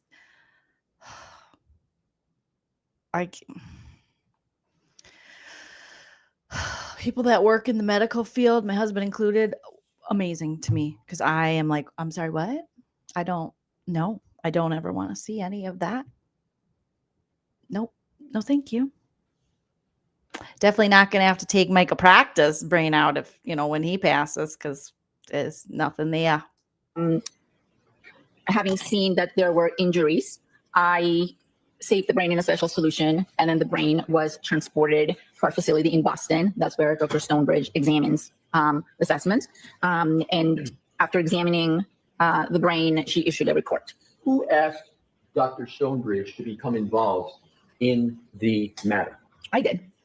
And thank you, Glennis. Dr. Stonebridge is triple board certified, correct? Correct. She's a forensic pathologist, correct? Yes. That means she's achieved board. She is so proud of Dr. Stonebridge. She is a triple. She's like, yes, she is. Put some respect on her name. Yes, she is. Triple board certified. You don't know that life. No offense. I like you, Alessi. But you don't know that life. Board certification in forensic pathology like you? Do you know that? I do. I do. She's like my best friend. Dr. Stonebridge. I love her. She's my best friend. I love her. She calls me every 5 minutes. What are you talking about? Of course I do. Yeah. Yes, she's board certified in forensic pathology. And she is board certified in general pathology, correct? Yes. And she's board certified in boss bitch. Stop it, Jolene. Objection, Jolene. You're doing too much. Sustained. Sustained. I kind of agree. And she's board certified in neuropathology, correct? Correct. Can you briefly describe to the jury what neuropathology is? Neuropathology is a subset or specific. I'm already lost. I am already lost. Okay. So I'm going to fast forward. Good for you, Stonebridge. Get it, girl. If I ever need someone to look at my brain, I'll call you two ladies. Okay. If you just Yes. do post-mortem, that's fine. Not to the brain, correct. Into her qualifications, Dr. Stonebridge. Sustained. He's really Oh, she rolled her eyes. The doctor was like, I wanted to answer that one. uniquely qualified in some ways. Or how would you describe her qualifications, Dr. Stonebridge? Sustained. With regard to Is the doctor mad at Auntie Bev? She's like, oh, let me answer. Dr. Stonebridge, what did she do? I'm going to see you at sidelines, please. May I, Your Honor? Yes. Thank you. Dr. Storti-Bello, have you, are you aware of an attorney named, or excuse me, a doctor named Azik Wolf? No, I'm not. Now I'd like to move on to another category. Based on the information that was presented. Caught between a rock says, I do brain removals, but veterinary medicine. Human would be so cool. Not Schmurder case. Yeah, that'd be too sad. Are you a vet? That is, I just took Dave Dog was just at the vet today, and I love our vet. I love the vet techs. I love the vets. They're just so sweet, and they love my little tripod Dave Dog. He's like a star there. So I love a vet. I love people that work at vet clinics. I love them all. Well, yet another reason to love you, caught between a rock. Yes. I know it's just, I'm weak. I'm a weak bitch. I can't see that stuff. Brian, stop trying to kiss my ass, Brian. It's working. Brian says, all my favorite bosses are women. As a gay man, they had this empathetic demeanor that made me succeed at my work. I really despise when intelligent women are asked to defend their intelligence. Brian, stop giving me a lady boner. Okay, you're giving me a feminism boner, and I don't know what to do with it. All right. I know. Hi, Casey. Right? She does have a fun girl crush on Stone Ridge. I like to see other women supporting each other, not hating, not being up there and be like, yes, she's not that great. Why are you asking me about her? I'm here. Pay attention to me. I feel like that's the energy that Bev's been giving us, Bevy. No offense, all offense. Yeah, Dave Dog's having little skin issues. So he got an allergy shot today. They've been testing him for different things because he's so itchy, and then he's scratching himself, and he's got these wounds. So he's on an antibiotic, and he got some kind of allergy shot. So hopefully we'll know within a week if that works. I hope it works. Caught between rocks says histology and necropsy technician. You're a badass. I run a lab. Oh my gosh. I'm also a weak baby, but anything to help medicine for our thank you for what you do. I understand 20% of that. You are very smart and amazing. And shout out to Caught Between a Rock. All right. Alessi, okay. And to you as part of your examination and analysis. I have to fast forward a little. Is it correct that you presume that because Mr. O'Keefe's body was found in the snow and his body temperature was 80 degrees, that he here we go. I'll listen to this. died from hypothermia as one of the causes? I reached that conclusion after performing the autopsy and after seeing some findings that were consistent with hypothermia, and then combined with the information that was provided to me about Mr. O'Keefe's body being found in the snow, I came to the conclusion that was one of the things that contributed. Did you consider whether there may have been other reasons as to why his body reached that temperature of 80 degrees, sort of applying the scientific method and seeing if there were other reasons? Other than being out in the snow? No, I did not. Do you know? She's like, other than being out in the snow? No, I did not. No, I did, because he's in the snow and he's cold and he's 80 degrees. Come on. Whether there are other alternative reasons how his body could reach the temperature of 80 degrees? People can become hypothermic for other reasons, such as sepsis. But in this particular case, I didn't have any reason to believe that that was part of the circumstances.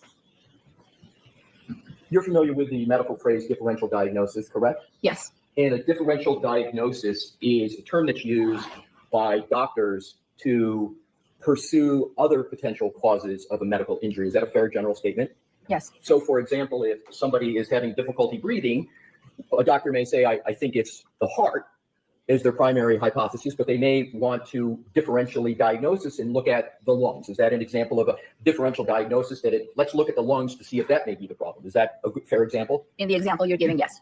So Good job, applying Alessi. that concept, and do you believe the concept of, applying that concept to this situation, did you perform a differential diagnosis as to the cause of the death and question whether there was hypothermia as any cause of the death of the decedent? Did you make that analysis? I looked at the anatomic findings that I had at the time of autopsy, the information that was provided to me based on the circumstances and where the body was found. And I came to the conclusion that there were hypothermic changes in Mr. O'Keefe's body. So you just used the phrase hypothermic changes. Did I hear that correctly? Yes. Can there be hypothermic changes without a cause of death being hypothermia? Yes, of course. So you can have signs in the body of hypothermia, but you can also conclude that a cause of death is not INYC, we're live. correct? If the person is deceased and I am examining the body and there are multiple things that I believe contribute to the death, then I tend to include all of them. Meaning that if this was a drug intoxication and the body also showed signs of hypothermia, I would include both of them on the death certificate, because there is no scientific way of teasing out whether it was just one or the other or both. In this particular case, I had two processes that were going on. One was the head trauma, and the other one were these hypothermic changes. I put all that together, and again, included or took into account the investigative information of where the body was found, what the temperature was when the body was found, whether the person was still alive or not. And I came to the conclusion that the cause of death was blunt impact injuries of head. And I included the hypothermia because I saw during the Came to the conclusion, blunt injuries of the head and the hypothermia. autopsy that there were changes consistent with hypothermia. Because there were changes consistent with hypothermia. So I want to break that down a little bit if I could with you. So you testified on direct, and I think you alluded to it here, that the primary cause of death, use that phraseology on direct, was blunt force injury. Is that correct? Blunt impact injuries to the head, yes. Blunt impact injuries to the head, and that's the primary cause, right? Correct. And then there's, and I'm not clear on what you refer to on direct as a secondary cause of being hypothermia, but you used a little different phrase in some of your answers that I want to make sure I got it right.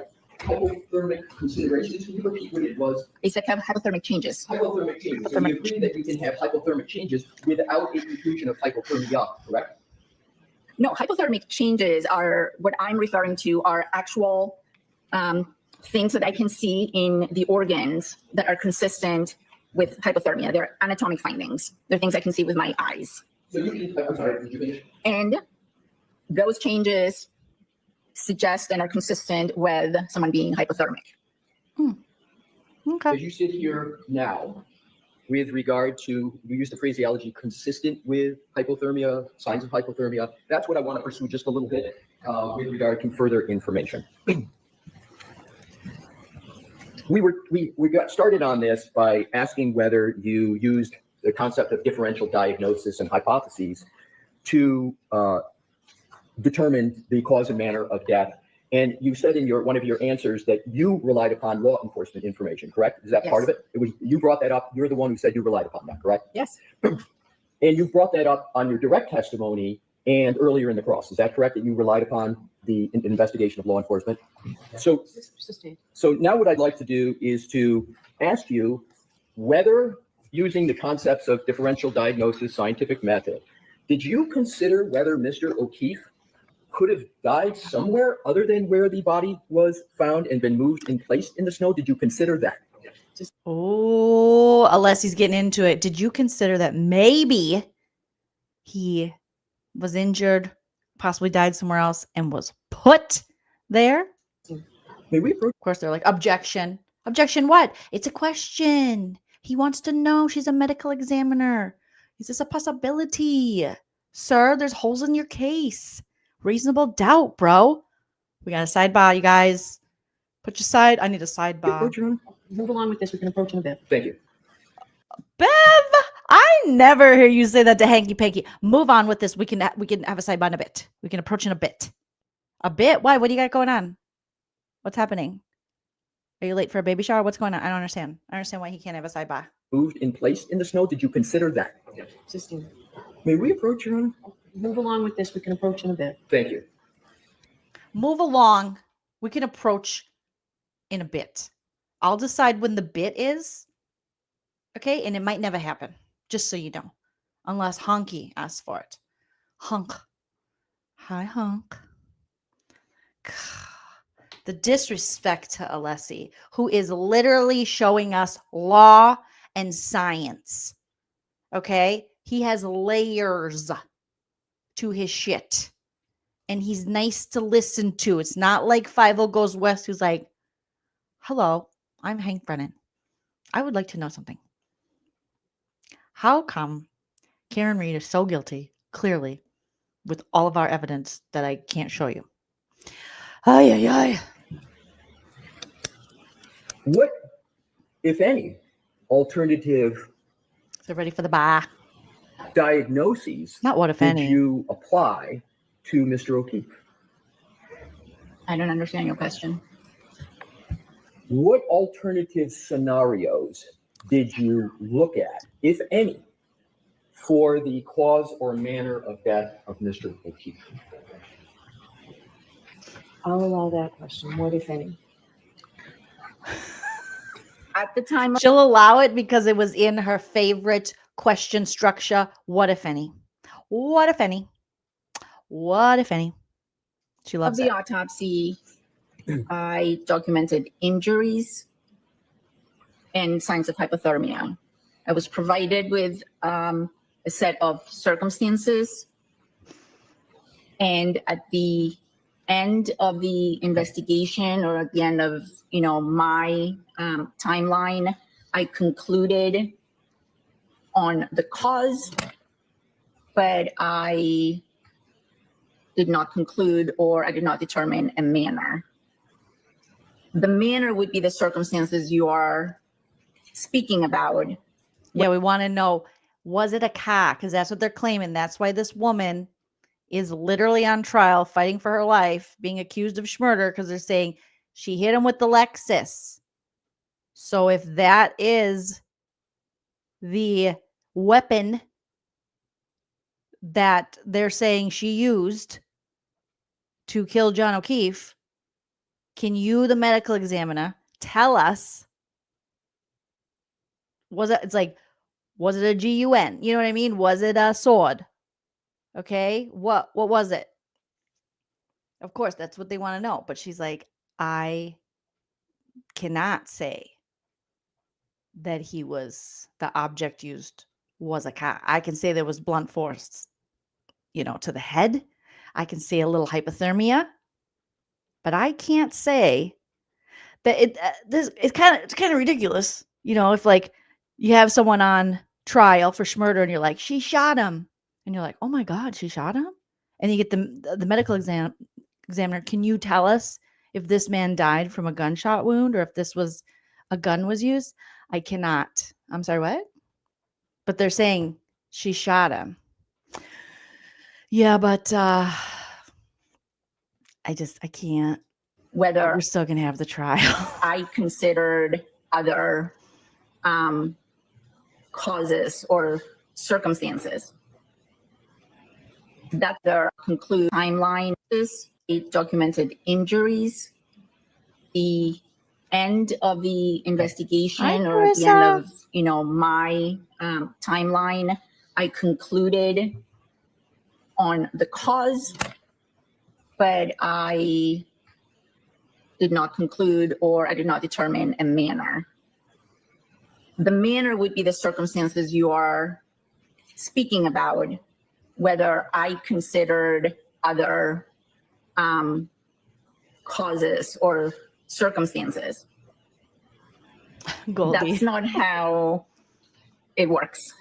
I don't come up with hypothetical scenarios on how those injuries occur. Hi, Carissa. I try to state the injuries, describe the injuries, state the cause of death and why that person died. And then I use all kinds of other investigative information that is provided to me to determine if I have enough to make a determination on the manner. Did anyone provide to you any alternatives as to the finding of the body of Mr. O'Keefe in the snow? Personally, to me, no. Hi, Caitlin. Did you ask for any alternatives to the nature and location of the injury or death of Mr. O'Keefe? I asked for all the information that was available. Understood, but my question is, did you ask for any alternatives to the information that was provided to you as regards the location of the injuries?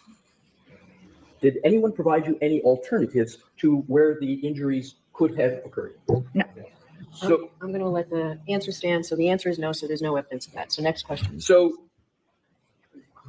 Unless he's getting in you all the talked about questions. the information you had at the time. What time is that?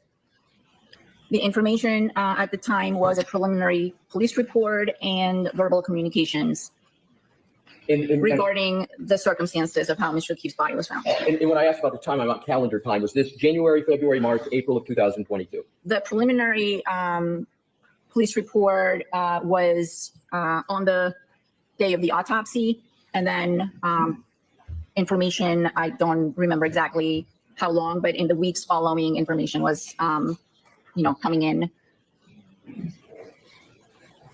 Do you have the ability to amend a death certificate? Yes, I do. And you can amend a certificate if you obtain further information with regard to the circumstances surrounding the death. Is that correct? That's correct. That's correct. In your previous answer, you were talking about the information you had at the time. And I'm concluding that the latest that would be is April of 2022. Is that correct? Correct. Have you obtained or been provided with further information, in other words, information after April of 2022 regarding cause or manner of death? What do you mean, have I been provided? Has someone physically provided me with a report on different circumstances? Well, what I'm just talking about is any other information that you have received or considered in terms of the analysis with regard to the cause or manner of death. Received in what way? Here's what I'll be a little more specific. What I want to do is to get at the head injury of the decedent, okay? Is it fair to say that the head injury, you called it a traumatic, state what you phrase that as, because I want to use your phraseology. Blunt impact injuries of the head. So blunt impact injuries of the head. Hi, Wendy. Is it fair to say that that was a very severe injury? It was a severe injury, correct? And would Mr. O'Keefe had been rendered unconscious nearly instantaneously with death following shortly thereafter? It's very possible, yes. Is it more than possible? Is it probable that that's what would have occurred? I can't tell you how quickly he would have been rendered unconscious, but at some point after that injury, yes, he would have been rendered unconscious. Is it possible he could have been rendered unconscious immediately? So she's answered it this way. I think you need another person for that. Let's move on from that, Mr. Leslie. Bev, what are you doing? Let her answer. Yeah, she's giving the face, but that's the doctor's face. We like it. Oh my gosh. Welcome, Wendy. Yes, we are covering this. This is just crazy. I don't even think there was an objection on that. Was there? And I just didn't hear it. Was I too worried about hearing the thoughts? And then Bev's like, listen. She does look like Lorraine Bracco on the stand. No wonder Hunk Brennan wanted to call her. He was like, "You're a legend. We'll use her." You made your own determination of the cause of death, correct? Yes, that's my job. Understood. Oh, And I love that she's so sassy. Yes, that's my job. I'm a doctor. Me and Mrs. Stoner Boner. you made your own determination of the cause of death, correct? Yes, that's my job. Understood. Yes, it's my job. That's what I do. Um, I'll probably determine how you die too, Alessi. Haha. and what I want to do is to pursue the basis of your determination. So you used the phrase brain impact injury, Blunt impact. a blunt impact Oh, she's getting annoyed. She's like, blunt, not brain. Oh my gosh. injury. Did I got that correct? Blunt impact injuries of head. Yes. Of head, right. And that's your conclusion, correct? Yes. Based upon your conclusion, did you make any Thank you, determination Elizabeth. as to whether the decedent would be able to carry out any purposeful movement after that injury? Define purposeful movement. Sure. I'm talking about the ability to perhaps manipulate their hands. I don't know. Did you make any determination as to whether they would be able to engage in any cognitive functions, meaning processing things and making decisions? I did not make that determination. No. Did you observe any pattern to the injuries to the head of the decedent? The pattern, I observed that there were injuries to the back of the head as well as other internal injuries to the base of the skull, as well as the brain. Your Honor, if we could please publish, I'm just going to check to make sure they're in. We're getting some evidence. So why don't you come over here? Because Are we turning off the lights? Oh, Bev's like, why don't you come over here? Okay. Because I'm not getting up again. I'm not doing your sidebars, Alessi. You got them little yeggies. You can get over here so fast. You like run marathons and shit. But guess what? I don't. I get my bangs trimmed. I go to TGI Fridays. Sometimes I hit up the waterfall. Now, I don't know if I can even go there anymore. People are going to take pictures of me. But I don't do that little running stuff. That's you and your gym shorts, Alessi. Don't make me walk when I don't have to. Hi, Hunk. And let you know in case there's anything further Okay. that needs to be done. Thank you. did you show it to Mr. It's Bennett? already been agreed to as an evidence. and it Okay. is evidence. Oh, it's in evidence? Yeah, I just wanted to make sure if there was any statement that Your Honor wanted to make. If not. So why don't you come over here? Because why don't you come over here? Come over here. Get over here. Get in the stroller. She's treating him like a little kid. Like, get over here. Sit next to me. I'm going to put you in one of those kid harnesses if you don't start acting right, Alessi. Oh my God. She looks terrible. The doctor is Yeah, I- not enjoying her time. Just wanted to make sure if there was any statement that Your Honor She's like, wanted to make. If not. So why don't you come over here? Because why don't you come over here? I think this doctor hates everybody, which is probably why she works with the deceased. You know what I mean? Because she's like, ugh, not these personalities. May I, Your Honor? Yes. Thank you. With Your Honor's permission, I would like to publish Exhibit 160. Yes. Thank you. Go ahead. Turn off the lights. Turn off the AC. Dr. Squirty Bello, if you could please draw your attention. Bev is so sad. She's like, oh, he's still talking. Okay.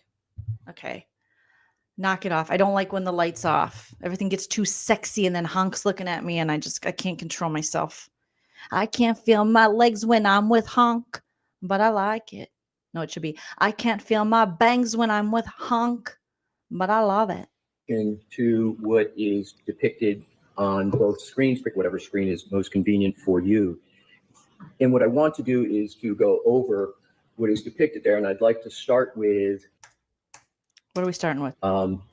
just some basics. What is that white rectangle that is on the photograph? This, Yes. that's a ruler And what's the purpose of the ruler? to show a scale. When I measure the injury, I Nice use job. the ruler to document that. And if you could please draw your further attention to what I will refer to, and you use your own term, but just to start it, the horizontal line that is appears to be a laceration. You know what I'm referring to? Yes, this is a laceration. Right. So it's fair to say that that's a laceration. Correct. And just so we get all that's depicted on this, you referred to earlier up above that, the red area. And is that an abrasion? Yes.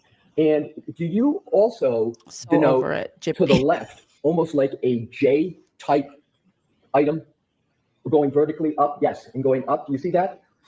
Yeah, that I did not note that specifically. I just noted the whole injury as part of the abrasion. That's my point.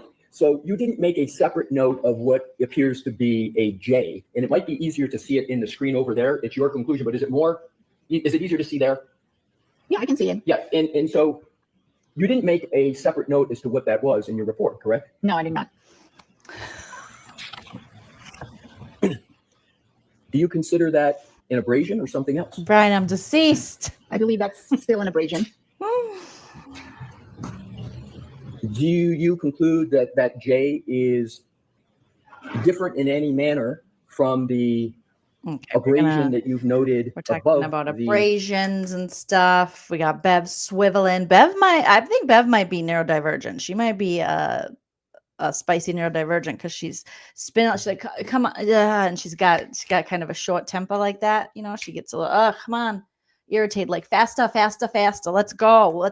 She's always got somewhere to go, even though we got court all day. She's like, I don't know if I'm going to allow that. Such a fall. It's taking a long time.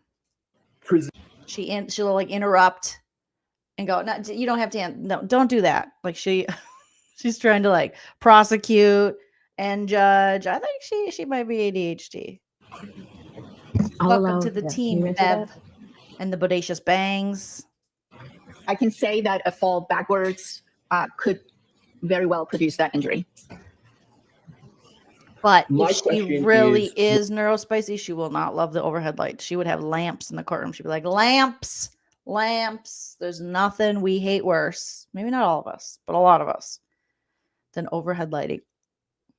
Or specific. Horrible. And that is a fall backwards where the person impacts the back of their head on flat, frozen ground. Would you expect that type of a laceration from that type of a fall? Not just a general fall backwards, but specifically a fall backwards where the back of the head hits flat, frozen ground. Would you expect that? Right, Kitty?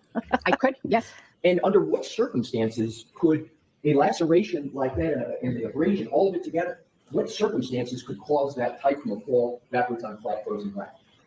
Well, the laceration is due to the blunt impact, and so is the abrasion. The abrasion is friction. So depending on the type of surface, you mentioned flat, frozen ground, it's quite possible to have an injury as the one depicted.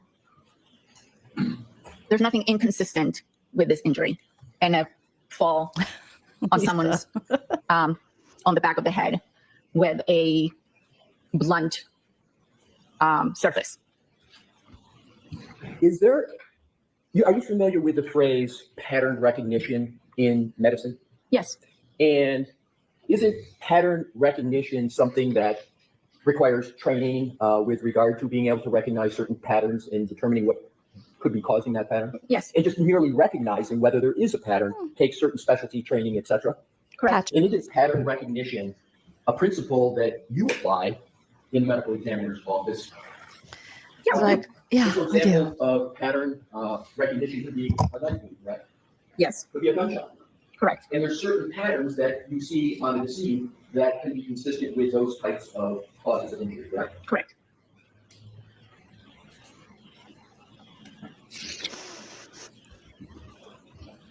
Oh, she's like, oh, I got stuff to do. I got people's lives to figure out. Oh, we're reading. Okay. The good doctor's reading. What do we got here? 1 and 216 pounds. He's 6'1", 216. Was that what she said? 216 pounds? Folks, please do so. Good size. Mr. O'Keefe was approximately 6'1" and 216 pounds. So, assuming a fall backwards and an impact ahead on a ground with grass, a person who's 6'1", there is going to be significant acceleration forces that occur as they're going backwards. Is that correct? That's fair to say, yes. And therefore, the more acceleration forces, usually there's a correlation with the force of the impact. Correct. And in terms of force of impact and assuming grass on the ground, would you believe it's more probable than not that one would then see some grass on the head? Why was there no Given grass? what you testified regarding the Davey. height of Mr. Come on, O'Keefe, and assuming the what I just gave to you as a fall backwards and acceleration and forces, would you expect to see anything else on the back of his head? You have to be more specific than that. Right. I thank you. So, would you expect to see? She's like, you have to be more specific. Okay, I know a lot of stuff. Okay. Is it possible, if that was the manner of the fall, that there should be grass on the head? Is that possible? Sustained. Did you consider at all in your evaluation let me back up. Do you see any evidence of grass in this depiction? No, I do not. Did you recall ever seeing any evidence of grass when you were performing the autopsy? I did not see evidence of grass. No grass. Did you consider at all in performing your autopsy whether or not grass should be present given what was reported to you by law enforcement? Sustained. Did you make any considerations at all regarding grass in regard to your autopsy report? I did not see any grass. No, I did not make any determinations. And was grass at all even a consideration in your analysis? I had very limited information as to the exact nature of the surface at the time of autopsy. So the answer is no to that No. question. Thank you. Did you have any information regarding the circumstances that you said you look at in trying to determine manner of death as to whether there were any stones or rocks around the scene? That I did not have any information. So meaning you didn't have any information, you saw no information that there were any stones or rocks by the scene, is that correct? Sustained in that form. What, if any, consideration did you make in your What, if any? assessment of cause and manner of death with regard to stones or rocks? I did not make any. With regard to any other potential causes other than ground, did you consider any other possibilities that could cause the type of injuries that are depicted on the screen? There's a number of possibilities that could cause the injury. My question is, did you consider, not whether there are, but whether you considered them at the time you were performing the autopsy? I'm always considering at the time of autopsy what could have caused a certain injury. Did you put in your notes or your autopsy report any of those considerations? Are they documented? No. Now, in terms of differential diagnosis that we talked about, did you determine whether there were any other possible explanations for the injuries to the decedent other than what law enforcement presented to you? All along that. Internally, I consider all kinds of other explanations. I have to look at the findings and the possible ways that those injuries could have been sustained and decide whether I have enough information and whether I'm satisfied with the information that I have in order to conclude or determine the manner. Did you make any notes at all about the considerations you were just speaking about, other considerations, any notes whatsoever in any document in your autopsy report? Not in my autopsy report, no.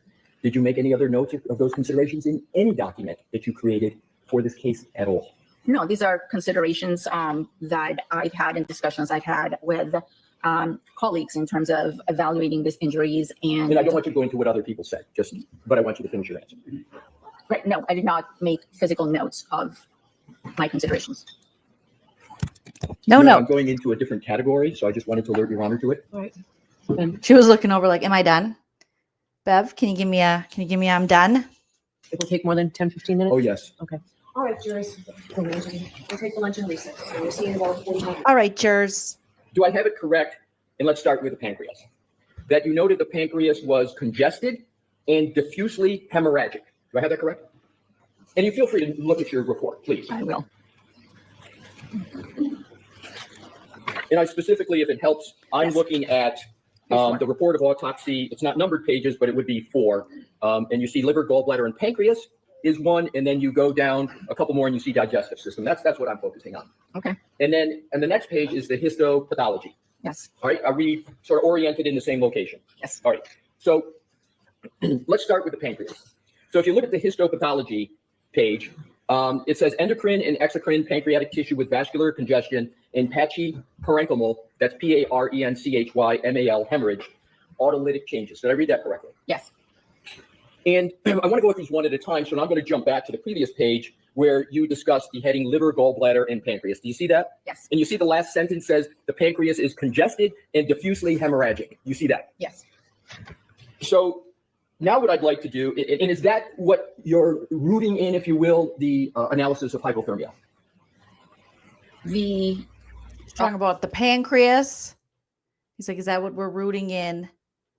The hypothermia, the cause of hypothermia and such. determination of hypothermia was made, yes, based on these findings and the circumstances I was provided. Yes. Right, and thank you. I'm going to get to the circumstances, but it's sort of the medical legal construct that we were talking about. I want to just start first with the medical, if that's okay with you. Yes. So then let's now move to the organ of the stomach, a synonym gastric in terms of your report. So let's go to, please, back to the histopathology section. And under that, under pancreas is stomach. And there's a bulleted one sentence that says gastric tissue with vascular congestion and focal mucosal hemorrhage. Did I read that correctly? Yes. And then let's go back, as we did with the pancreas, for the stomach, go back to the previous page in your report under the heading digestive system. And the second sentence states the gastric mucosa shows focal areas of linear hemorrhages. Did I read that correctly? Yes. So we've got hemorrhage discussion with the pancreas. We've got hemorrhage discussion with the stomach and the gastric area. Your diagnosis of hypothermia was not based just on gastric and pancreatic hemorrhaging alone, though, was it? No. And you did fairly refer to other circumstances just moments ago in your answer, correct? Correct. And we're going to get to that. So that means that your diagnosis of hypothermia was also informed by the information we discussed earlier that was provided to you by former Trooper Proctor in his investigation. Is that correct? Correct. And one aspect of that information is that he was found, Mr. O'Keefe was found in the snow, correct? Yes. So let's go to the death notification report. This is when Alessi's starting to cook. He's starting to cook here. And she's like, what's going on here? Why are all these questions? Am I generally correct that you were, I'm sorry, I will. Thank you, Your Honor. Do you recall the death notification report in this matter? He wanted to say, what am I generally correct? Alessi was feeling himself. Am I correct in saying this? She's like, rephrase it, Alessi, you little marathon runner. I do recall, the very initial first information that comes in. That's the death notification given to our intake staff. Do you recall the contents of that death notification report? Would you like me to summarize? I don't recall I don't have it in front of me, but I can tell you what the gist of it was. Would it be helpful to you if I showed you a document that might refresh your recollection on? Hell yeah. On what show her the that, doc. A document that may refresh She your said recollection. sure. I think you heard her. Oh, I did. Thank you, Ron. Yeah, cool. Bev, calm down. She said, sure. She said, sure. She said, raise your hand if you're sure. I'm old enough to remember those commercials. She said, sure. She said, sure. Remember, we just saw her with Hank go, say it nicer, Hank. I'm going to allow it, Hank. I'm going to allow it, Brennan. Hunk. My hunk. And then Alessi, she's like, she said no. She said no.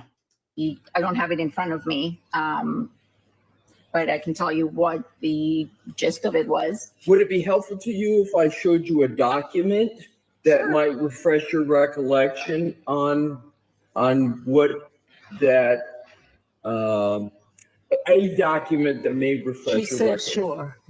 I think you heard her. I did. She said sure. And then she's like, I didn't think you heard her. Because I think she realized she was like, oh. So that was slowed down. Now we're listening to it in real time. I don't recall I don't have it. On what that a document that may refresh She your said recollection. sure. I think you heard her. I did. Thank you, Ron. Yeah, cool. She said sure. It's like when you don't like someone and you're like, yeah, just do it. and then you catch yourself. You're like, oh, I'm sorry. I didn't think you realized. I'm just letting you know. I'm not trying to be a dick. I hate you. Like that is Bevy. Calm it down, Bev. Oh, look at Bev with the big. It is 1:30 a monkey's ass, a quarter to his balls. I need to get out of here. Okay. I'm recording my shows. I think one of my shows is still on. What's one of the shows? Maybe The Young and the Restless. The Young. Are you okay, Dave? Oh, Dave's barking. All right, I'm going to mute and play. I'll be right back. Dr. Shorty, what I'd like to do, you can read anything you want, but I'm just going to reference to the section that says circumstances of death. Yes. What I'd like you to do is read it to yourself, not out loud, and then when you just that section up to here, and once you're done, if you could kindly look up and let me know. Okay. Dr. Scordi-Bello, did that refresh your recollection with regard to the circumstances of death section of the death notification report? Yes. And you could please state now what your refreshed recollection is on that topic. Yes. The initial intake death notification was made by a physician at the hospital. And it stated that we were dealing with a adult male that was found in a snowbank. There was note of having been at a party. There was some information as to the decedent was walking to a house. There was reference to some sort of altercation or dispute with Sustain. Right. Jurors disregard that. Move on with this, Mr. Wilson. With this, but just move on. Yeah, yes. In terms of the differential diagnosis concept that we were talking about before, based upon your refreshed recollection of circumstances of death as discussed in the death notification report, based upon that, did you consider whether Mr. O'Keefe could have been injured and died somewhere other than the front lawn of 34 Fairview? I'm going to allow that. initially no. Let's go to significance, if any, of hemorrhaging of the two organs we were talking about, the pancreas and the stomach. Is it correct that the hemorrhaging of a pancreas can be caused by many different things? Yes, it is. And to be clear, you found evidence of hemorrhaging of the pancreas of Mr. O'Keefe in the autopsy, correct? Correct. And is it correct before the grand jury, you yourself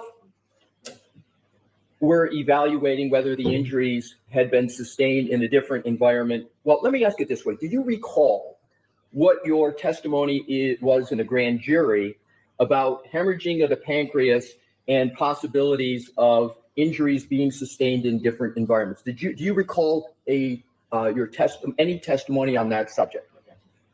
All right, I'll see you at 10. May I, Your Honor? Yes. Thank you. At the grand jury, did you testify as follows? If the injuries had been sustained in a different environment where the temperature wasn't that low, then there might have been an alternative explanation for those gastric and pancreatic hemorrhages. You recall that? Yes. Hemorrhaging of the pancreas can also be caused by blunt force trauma, correct? Correct. Hemorrhaging of the pancreas can be caused by CPR, correct? Cardiopulmonary resuscitation. It's possible.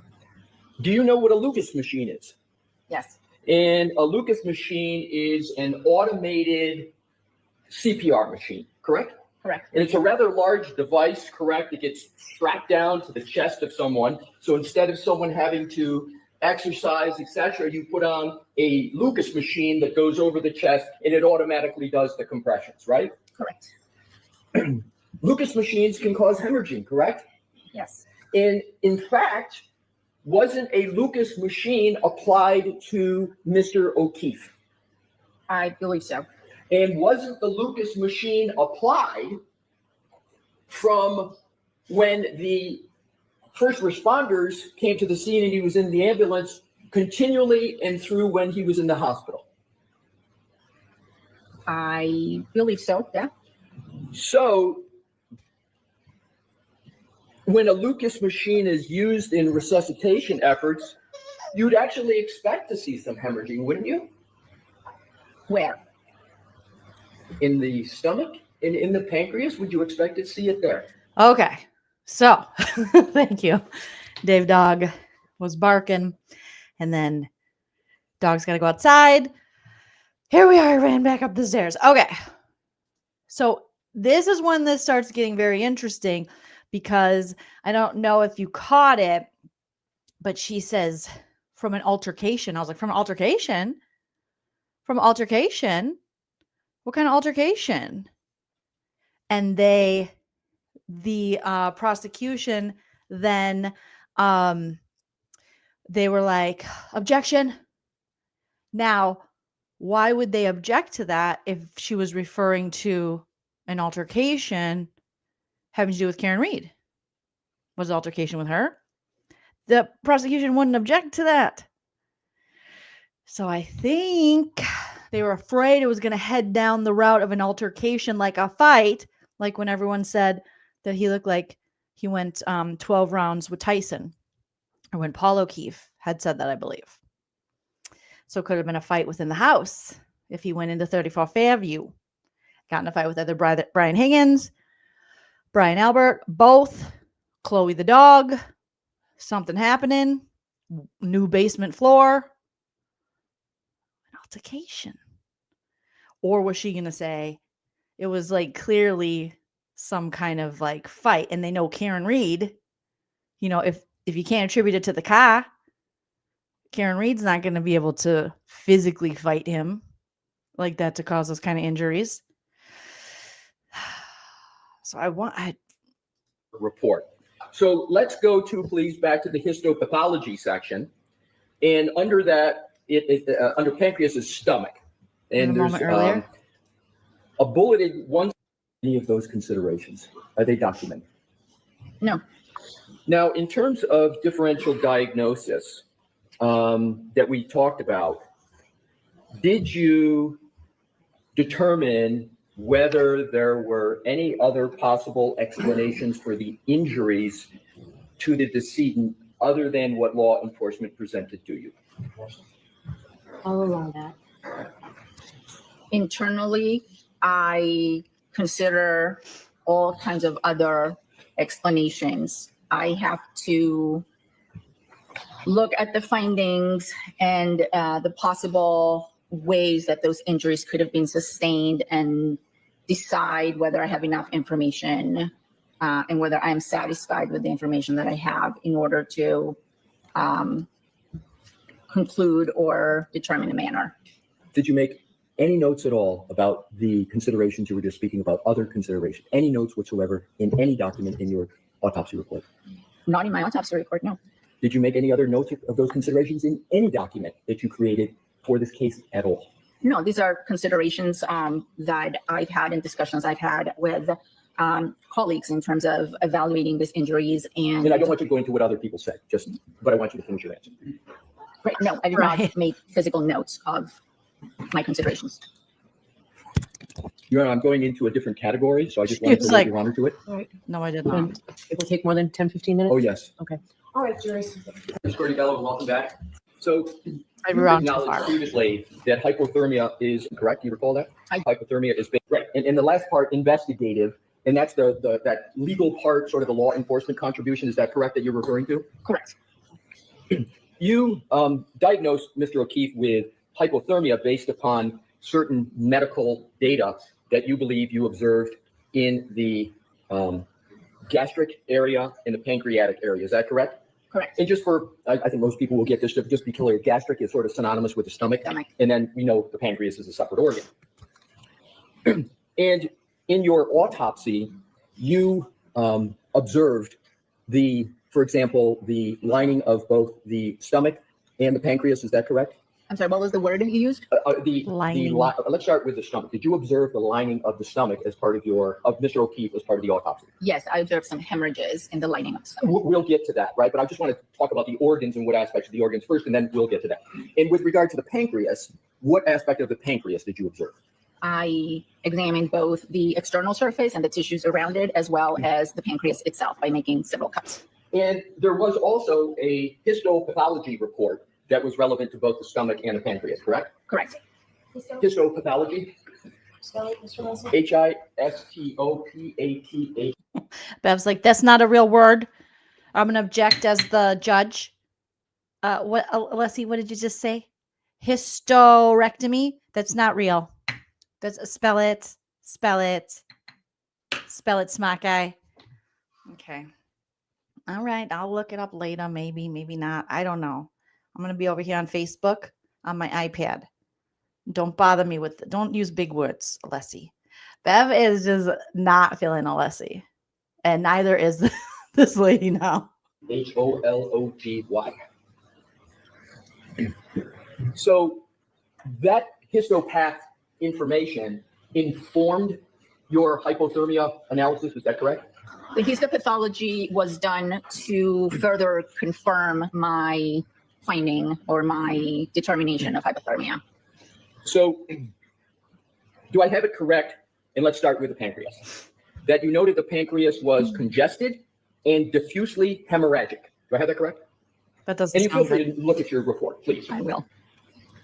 She will. And I specifically, if it helps, I'm looking at the report of autopsy. It's not numbered pages, but it would be 4. And you see liver, gallbladder, and pancreas is 1. And then you go down a couple more and you see digestive system. That's what I'm focusing on. Okay. And then, and the next page is the histopathology. Yes. All right. Are we sort of oriented in the same location? Yes. All right. Fierce. Let's start with the pancreas.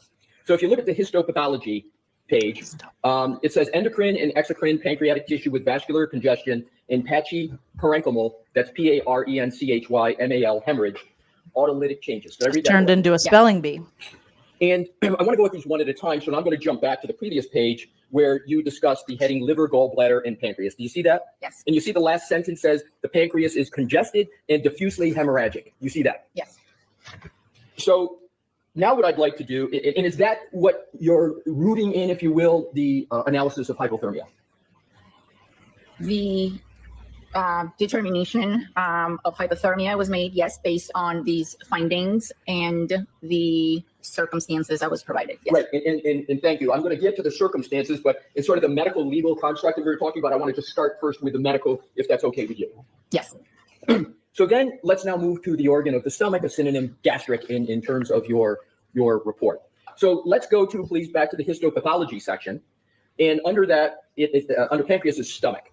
And there's a bulleted one sentence that says gastric tissue with vascular congestion and focal mucosal hemorrhage. Did I read that correctly? Mucosal. And then let's go back, as we did with the pancreas, for the stomach, go back to the previous page in your report under the heading digestive system.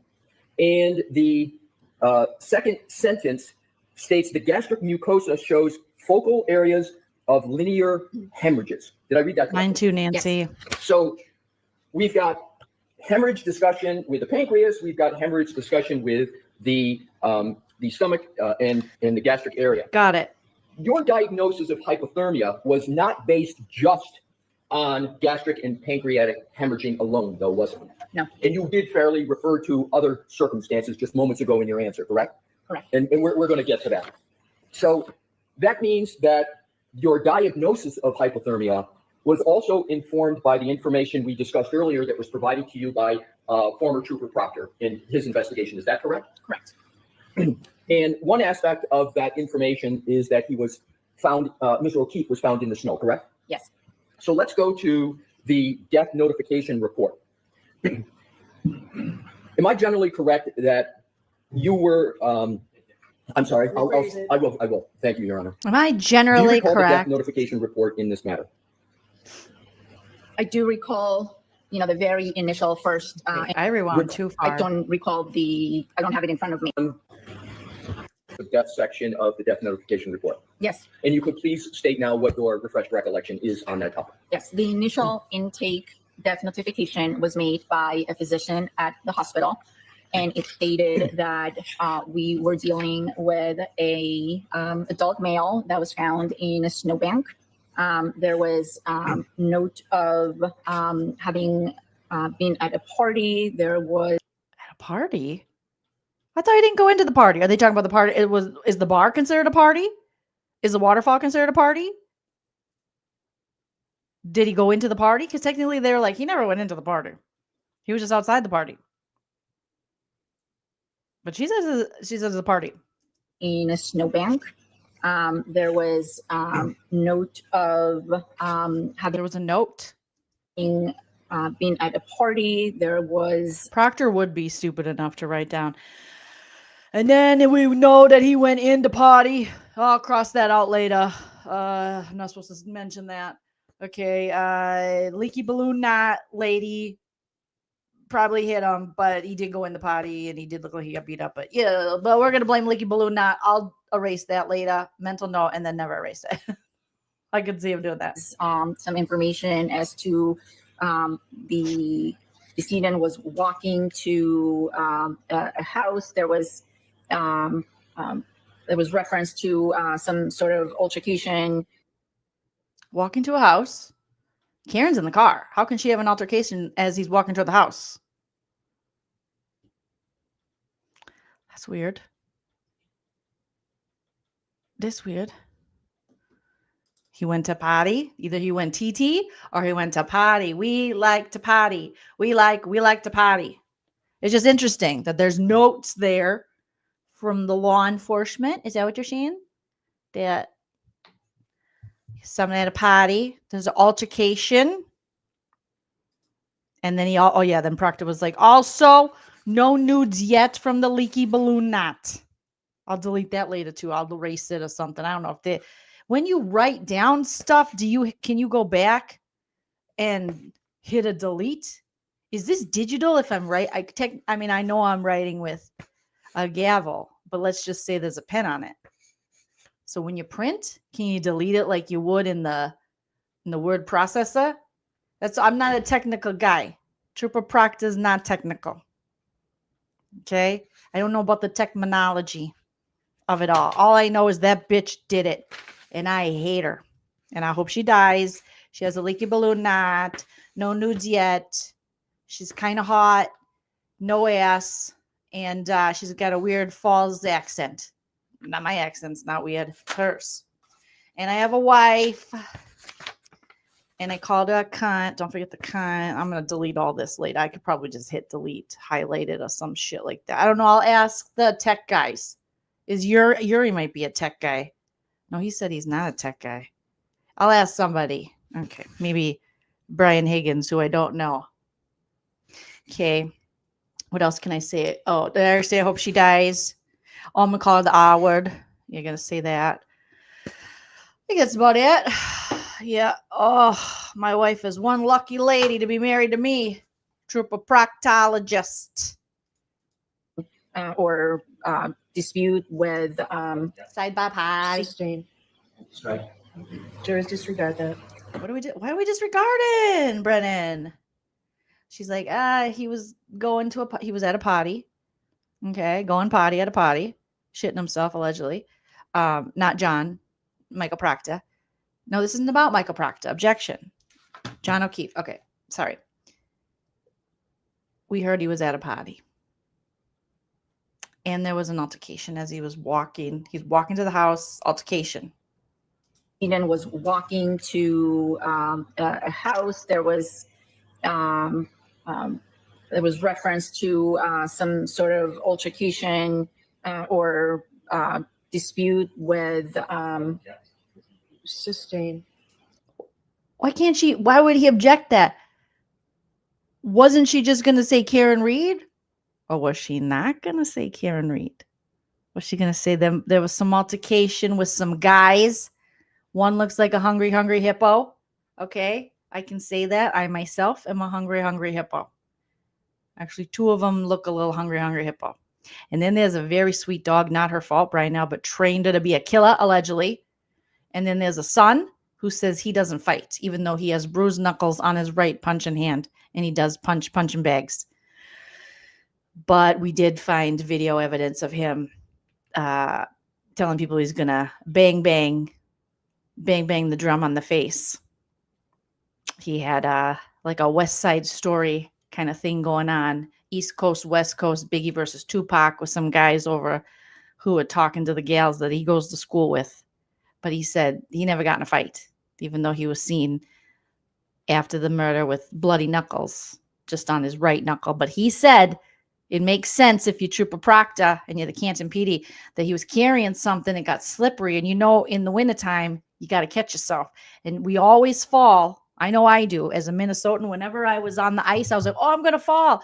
I don't put my hands down. I put my right, whatever knuckle I punch with, okay? My fighting knuckle down to catch myself, okay? It's like, isn't that Superman? He does this. That's what Colin did. Colin went knuckles down. I should say knuckle down. Yeah, right knuckles down to catch himself on the slippery ice. And that made total sense. So I don't know. Guys. Was she going to say that? But why would Brennan object? That would only help them if she was like, oh, yes, I did hear about an altercation with the girlfriend. Do-do-do-do. How could you let him treat you so? You guys are calling him the Canton Gorilla. That's an insult to gorillas, BTWs. Okay, he's a hungry hippo. She's a Proctor doctor. All right. No history of fighting. That's what he said. But he is seen in multiple videos. Oh, kill you. I'm going to bang, bang, bitch. Show up. Show up. You don't know about this. He's like Lala from Vanderpump Rules. Like, he's like, I'm from the mean streets of Canton. Yo, come get me. Come get me.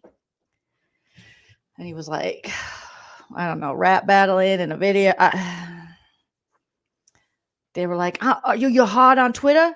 Come over here. And what they meant is just make another video. So the Colin Albert, I wish we got another Colin Albert testimony. I think we're going to have to roast the original Colin Albert testimony. I think we're going to have to do it, you guys. Are you guys up for it?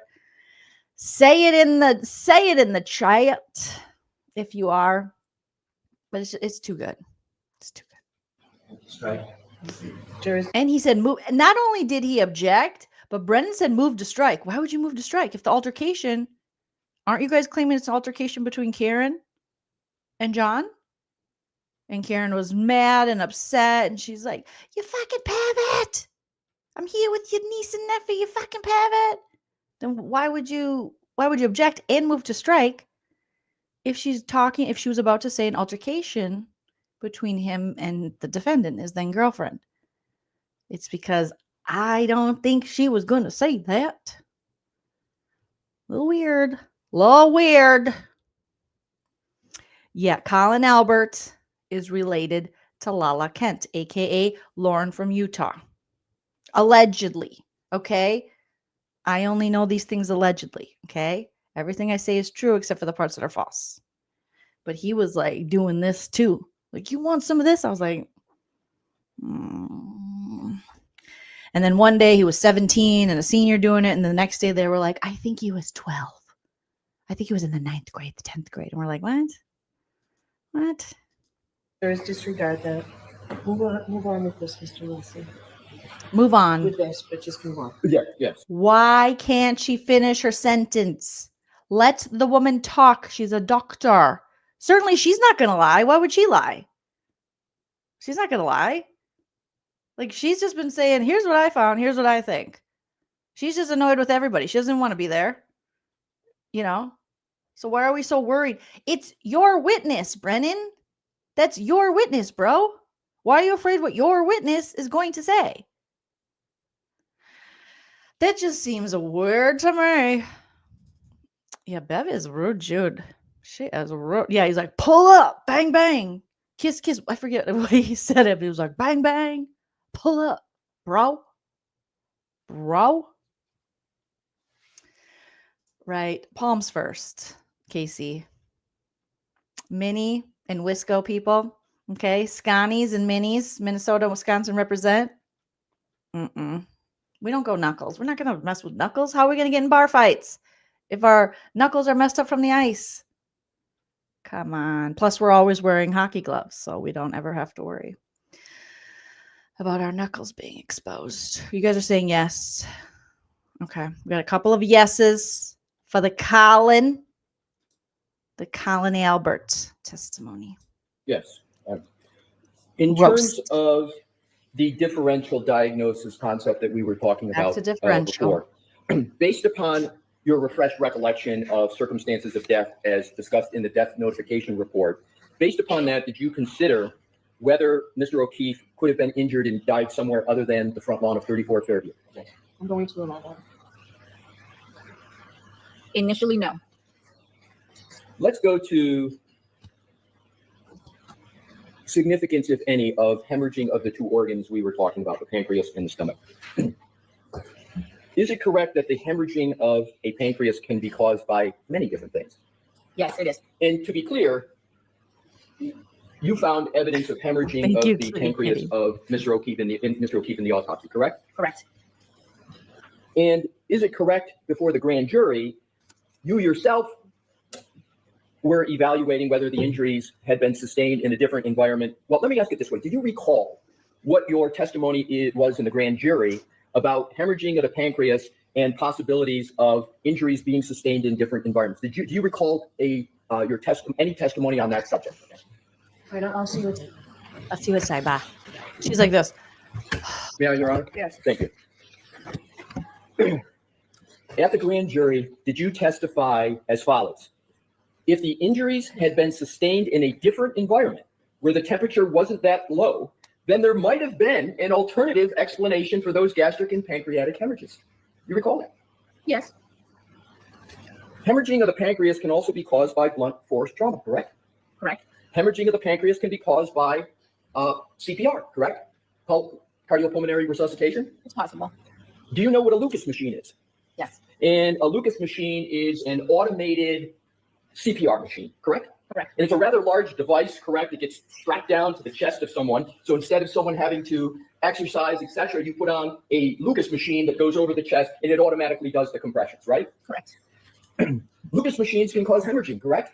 Yes. And in fact, wasn't a Lucas machine applied to Mr. O'Keefe? I believe so. And wasn't the Lucas machine applied from when the first responders came to the scene and he was in the ambulance continually and through when he was in the hospital? I believe so, yeah. So when a Lucas machine is used in resuscitation efforts, you'd actually expect to see some hemorrhaging, wouldn't you? Where? In the stomach, in the pancreas, would you expect to see it there? Not in the mucosa of the stomach and not as extensive in the pancreas. Let's talk about and pick the pancreas first. So you would agree that from the use of a Lucas machine, you would expect some degree of hemorrhaging in the pancreas, correct? Not always. But it's certainly possible that a Lucas machine causes hemorrhaging of the pancreas, correct? It's possible. And now let's move to, and there was evidence of hemorrhaging in the pancreas of Mr. O'Keefe, correct? Correct. Now let's move to the stomach. Isn't it possible that a Lucas machine could cause hemorrhaging in the stomach? Personally, I have not seen it in that context. But do you rule that out? I can't rule it out. I can only tell you my experience. So your personal experience is you don't believe you've seen that, but you can't rule out that a Lucas machine causes hemorrhaging to the stomach. Is that correct? I don't believe a Lucas machine causes hemorrhage to the mucosa of the stomach. Right. I'm not yet at the mucosa of the stomach, which is a subset of the stomach, right? You're talking about the gastric rugae.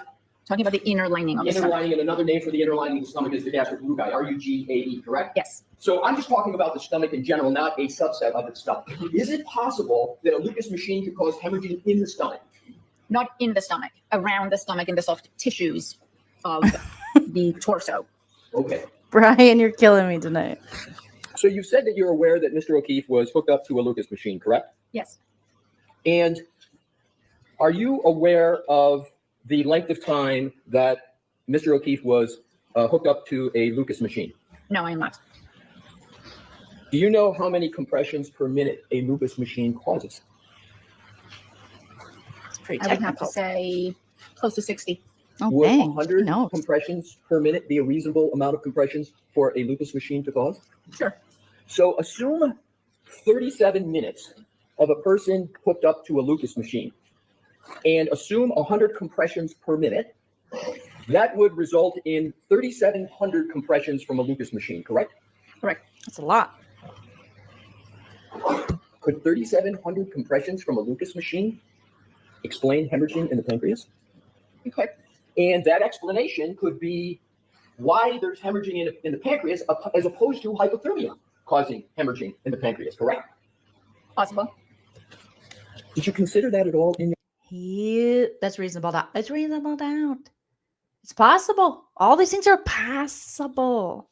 It's possible. your autopsy report? The effect of the lupus machine? Is it written anywhere in your autopsy report? I do consider changes due to cardiopulmonary resuscitation. The rib fractures that were observed were attributed to CPR. Okay. Usually we will see some amount of hemorrhage in the soft tissues, but in this context, with the gastric findings, the pancreatic findings, and the information that he was found in the snow with a body temperature of 80 degrees, my opinion was that those hemorrhages, along with the gastric hemorrhages and his body temperature, were consistent with hypothermia. My question was, does your report state anywhere the words lupus machine? No. And you agree that a lupus machine can cause hemorrhaging to the pancreas, It can cause hemorrhage in a lot of tissues, but including the pancreas. including the pancreas. She's like, oh, I don't want to. Yes, including the pancreas. If you see hemorrhaging of the pancreas and you believe that hemorrhaging is a contributor to hypothermic death, wouldn't you also expect to see Wisniewski ulcers? I did note gastric hemorrhages. So the court reporter needs to have a spelling of that. Doctor, can you give us a spelling of that? Would you like to give it? If you'd like me to, I prefer to do it. Thank you. Wischinew. She's putting herself in other places. She is like pulling herself out. She's like, home. The doctor wants to be done. SKI. So, He's like, I don't think he spelled that right. I don't think he spelled that right. you just tell the jurors what Wisniewski spots or Wisniewski ulcers are? Wisniewski spots are small hemorrhages, small areas of bleeding in the mucosa of the stomach that are thought to be associated with hypothermia, among other things. They're believed to be either a reaction to stress due to the hypothermia or some form of what we call reperfusion injury. Or a Lucas machine. Is it a Lucas machine? 37, what do you say? 3,700 compressions from a Lucas machine. Is it correct that if someone is believed to die, at least in part, from hypothermia, that in 90% of the cases of death from hypothermia, you would find Wisniewski's ulcers? I do not know the exact number. Is it that you're not recalling what the percentage is for the percent of cases for death of hypothermia that you would expect to find Wisniewski's ulcers? I don't. Do you recall? Do you recall? Hold on. Move on. The objection sustained. So Okay. you're asking. Beth, let him cook the pancreas. Move on. The objection sustained from Hunk.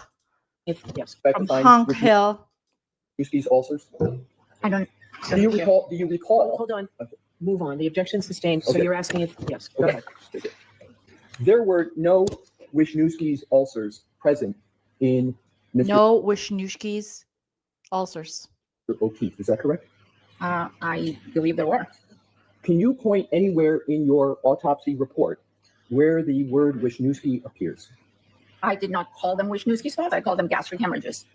Right. So you didn't use the term Wisniewski and you didn't use the term ulcer, correct? In your report at all?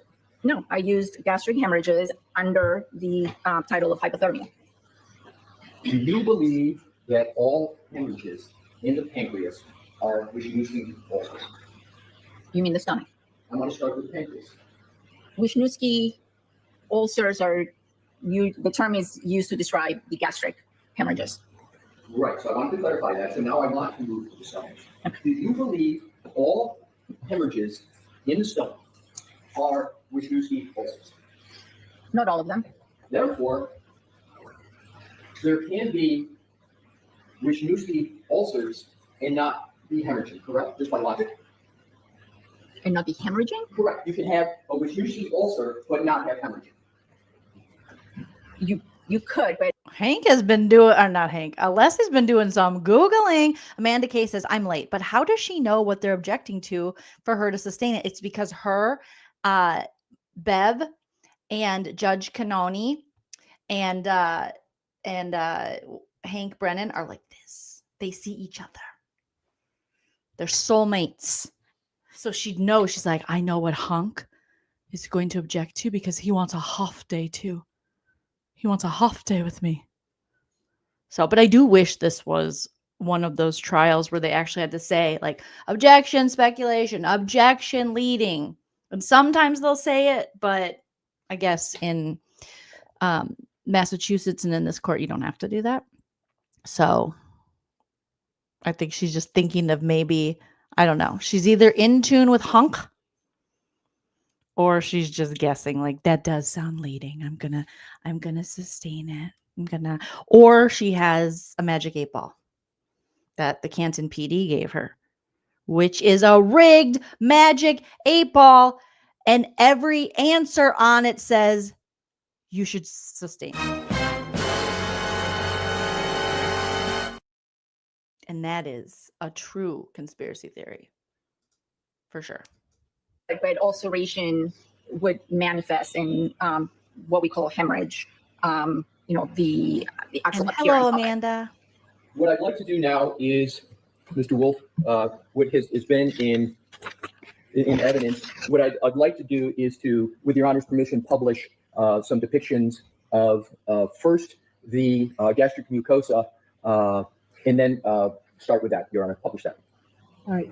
So this is the one that we have not. Alessi did his homework on the mucosa. Alessi all night was like, mucosa, just search. Yaha says, Your Honor, I called John O'Keefe's pancreas to the stand. Maybe they should have. Lisa says they definitely see each other like the Toms. Yeah, they do. Brian says, full disclosure, I had a colonoscopy last year and I named all 7. You had 7 polyps. I'm glad you got that colonoscopy and get them removed. I'm going to rename one. I have to, Bev. I'm going to rename one. I'm going to name one Lolly and one Hunk for Hunk Brennan. I have to get a colonoscopy this year. I've only had one before. I had 0 polyps. So I'm hoping for 0 again. Come on. No whammy, no polyps. Stop. So Brian, I'm proud of you for getting your colonoscopies. Get your colonoscopies, guys. Not introduced into evidence openly, but it's sidebar, right?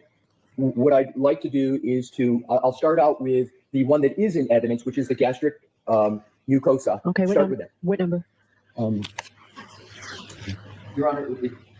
Okay, so that was the one I was referring to that we did at sidebar, not in open court. Okay. Yes. Alessi has these women annoyed. Look at the court report. She's like, I don't know how to spell these words. Mucosis, mucosa, macasa, Picasso. I have no idea. Pizza. And I'd like to move into evidence. All right. All I'll say about this, jurors, is that this may be considered graphic. You satisfied with that, Mr. Alessi? I'm satisfied with that, Your Honor. And Mr. Brennan, you satisfied with that? Yes, Your Honor. Okay. What's graphic? Well, don't show us. Yes. Dr. Scribello, I'm handing you Exhibit 164 in evidence, and I'm going to also, with court permission, have it published on screen. So whatever one is best for you to look at on screen, please feel free to look at either one. Mr. Wolk, if you could publish. Very true, Amanda. 164. Dr. Scribello, do you recognize 164 as well, you described what 164 is. This is a picture of the stomach of Mr. O'Keefe after it was removed and opened and the contents were removed. And what you're looking at, this pink red surface is the mucosa. That's the lining of the stomach. And you have used the word rouge before. These are the folds. The stomach has a lot of folds. And what you can see here are small. Is that like when I look at my stomach and I got some folds, like when I bend over like this, and I'm like, that looks like I got a couple stomachs. Is that what that is? Okay. I think we could fast forward, through that. I don't need So to what I'd like to do now beyond my pay grade. is to, if I may approach your honor, for the chalk.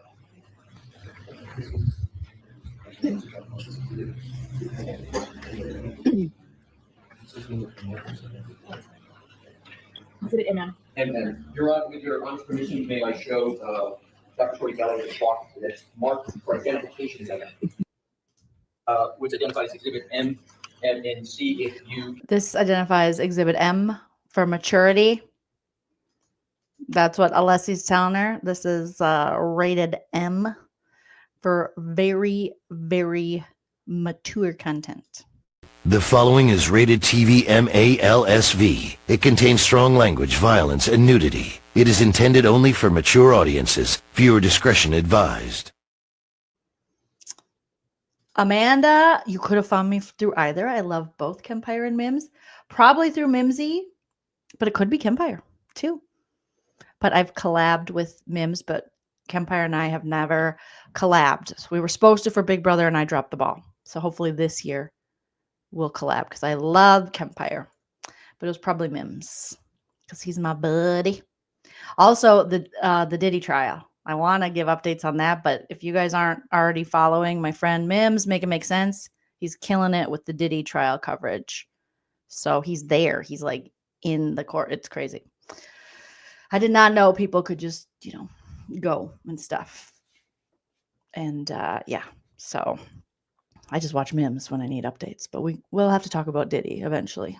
You can identify what that depicts. Yes, this is a picture of a stomach, again, the mucosa with hemorrhoids. She's like, this day couldn't get any worse. Here I sit with Alessi showing me stuff. The sirens are loud. Bev's bangs are intruding in my personal space. Yeah, Mims has all the details on the Diddy stuff. It's pretty amazing. Yeah, I would love to. I love Kempire. He's so fun. And it was my fault, because I was like, yeah, we're gonna collab for BB. He's like, hell yeah, send me a date. And then I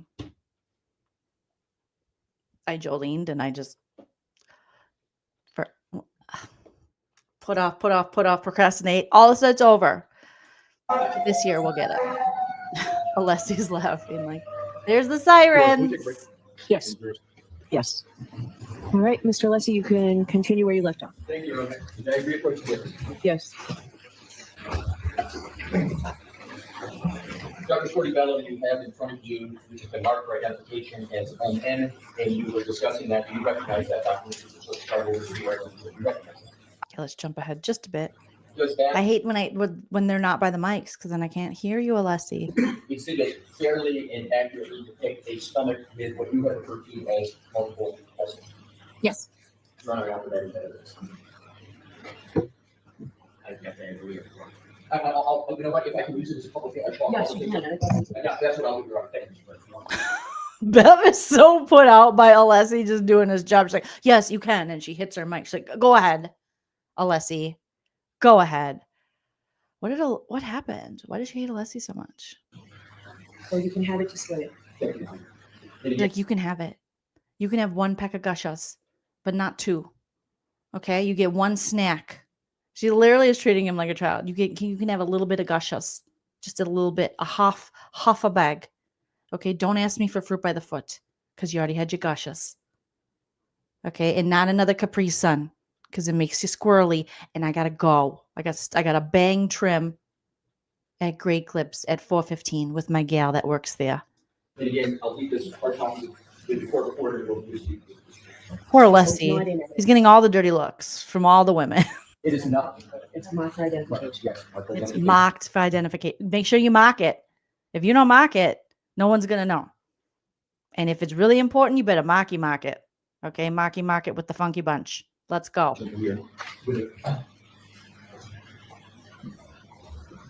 Mr. Wolf? Lights off. Bev's going to be pissed. Dr. Scorti-Bello, is that the depiction that you were just describing at your witness stand? Yes. And could you please, with the laser pointer, state what you see in this depiction? So this is a stomach. This is the mucosa, the folds of the stomach. They're not very folded in this particular picture, but you can see these distinct areas that are that have a darker coloration. That's blood. These are hemorrhages. And to be clear, this is not the stomach of Mr. O'Keefe. This is a medical reference depiction to sort of generic or some other depiction other than Mr. O'Keefe's stomach, correct? Correct. I love gushes. If we could, with your Honor's permission, Mr. Wolf, put side by side this chalk with what is in evidence as the actual gastric mucosa of Mr. O'Keefe. The objection is sustained. Could we, with your Honor's permission, publish simply Mr. O'Keefe's gastric mucosa? Yes. We just want to publish Mr. O'Keefe's gastric mucosa. I've never heard mucosa in my life until today, and now it's all I think about. Yeah, Janet, turn on the lights and the air conditioning. ASAP, PIMP. Isn't it correct, Dr. Scorti-Bello, that there are much less dark spots in this depiction of the gastric mucosa than there were in the chalk that we just displayed? In other words, that green depiction of what I'll just refer to as a generic stomach. Is that correct? That is correct. So you can take that down, Mr. Wolf. Isn't it correct that for hypothermia in the presence of Wisniewski's ulcers or spots, that you have to have a predominance of the stomach covered by the spots for them to be Wisniewski ulcers? I think there's different levels and different grades. In hypothermia, particularly death from hypothermia, wouldn't you expect to see a predominance of those ulcers, meaning they take up most of the stomach lining? Isn't that what you would expect to see? Not always. I have seen that. I've also seen cases with much fewer spots, as you refer to them. But isn't the majority of the cases that you have seen where someone has actually died from hypothermia that the ulcers predominate, take up greater than 50% of the stomach? Yes. And what percentage of the, and I'm trying to avoid putting it up again. So what percentage of the gastric mucosa of Mr. O'Keefe would you estimate is taken up by the ulcers that you have identified? I would say somewhere between 10 and 15%. Just 10 and 15%. Thank you. Now, if we could look to the issue of continuing with hypothermia, let's go to frostbite. Do you note any evidence of frostbite on the deceased, Mr. O'Keefe? No, I do not. No Do you frostbite. know what the weather conditions were in Canton, New York on the early morning? I'm sorry, I was saying Canton, New York. My apologies. He's like, do you know what the weather conditions were in Canton, New York? Unless he's like, I miss home. I miss it. Know the weather conditions in Canton, Massachusetts, starting at midnight on January 29th, 2022, going through 6 a.m. on January 29th, 2023. It was very cold. There was a blizzard coming. They called it a nor'easter, right? Correct. And Norista. Daddy D in the house saying, I'm a firm believer that Bev's bangs are a trauma response to something. And we got to get to the bottom of it. Like, we got to get to the bottom of the pancreatic mucosa. Thank you so much, Amanda K, for the super chat. I appreciate that. Thank you. All right. and when you say very cold, in addition to very cold, do you recall How whether cold there were is gusty it? winds? I believe so.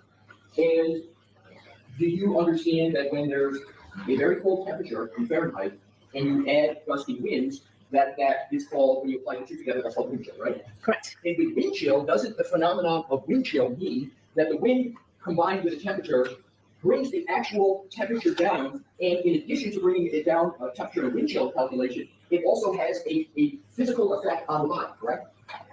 Wind chill. Doesn't wind chill also cause Wind chill. greater effects than if there was no wind? Winston So Churchill. in medical Wind chill. terms, the wind synergizes with the temperature and exacerbates the effect on you. And with a wind chill, isn't it correct that you would have a greater chance of frostbite than if there was no wind chill effect at all? Yes. So you saw no signs of frostbite on Mr. O'Keefe, correct? At the time of my examination and at the time of autopsy, no, I did not. Did you see frostbite at any other time with regard to Mr. O'Keefe? I only examined him at the time of autopsy. So at the only time you examined him, which is at the time of autopsy, you had zero signs of frostbite, correct? Correct. Not a weatherman. Dr. Scortibella, now that you have Dr. Scortibella. gone through this part of your examination here today, would you like to amend in any way your opinions as to whether hypothermia was any cause of the death of Mr. O'Keefe? No, I don't. I still believe that there were hypothermic signs. Hypothermic signs, correct? Yes. I'd like to move to another topic area, please. Hypothermic signs, he said. You did not include in your autopsy in any fashion any discussion of whether Mr. O'Keefe's injuries were consistent with a motor vehicle accident, did you? No, I did not. In fact, there were no injuries consistent with a motor vehicle impact on Mr. O'Keefe, correct? Sister. Did you evaluate it all in your autopsy? What does he have to ask? Was there any signs that you can conclude to that the injuries were due to a motor vehicle? Oh my goodness. See, whether Mr. O'Keefe had any injuries consistent with a motor vehicle accident. I'll allow that. Thank you, Bev. I'll allow that. She just wants to get to happy hour. I did examine his lower extremities. That is protocol in any case of suspected impact with a motor vehicle. So I did examine his legs and I did not see any evidence of an impact site. And could you elaborate to the jury what you mean by no evidence of an impact site? Yes. I'm going to sustain that objection. What do you mean in your answer, no evidence of impact injuries? I'll allow that. What I look for is some sort of bruise, either on the outside of the leg or bleeding on the inside after the skin is reflected in the soft tissues, or any fracture of the bones of the legs. I did not observe those things. That was going to be my question. You did not observe any of those things, correct? Correct.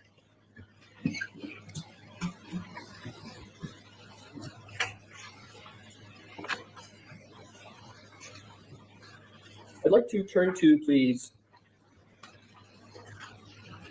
the case of the decedent in your analysis that you discussed on direct examination of that area of the decedent.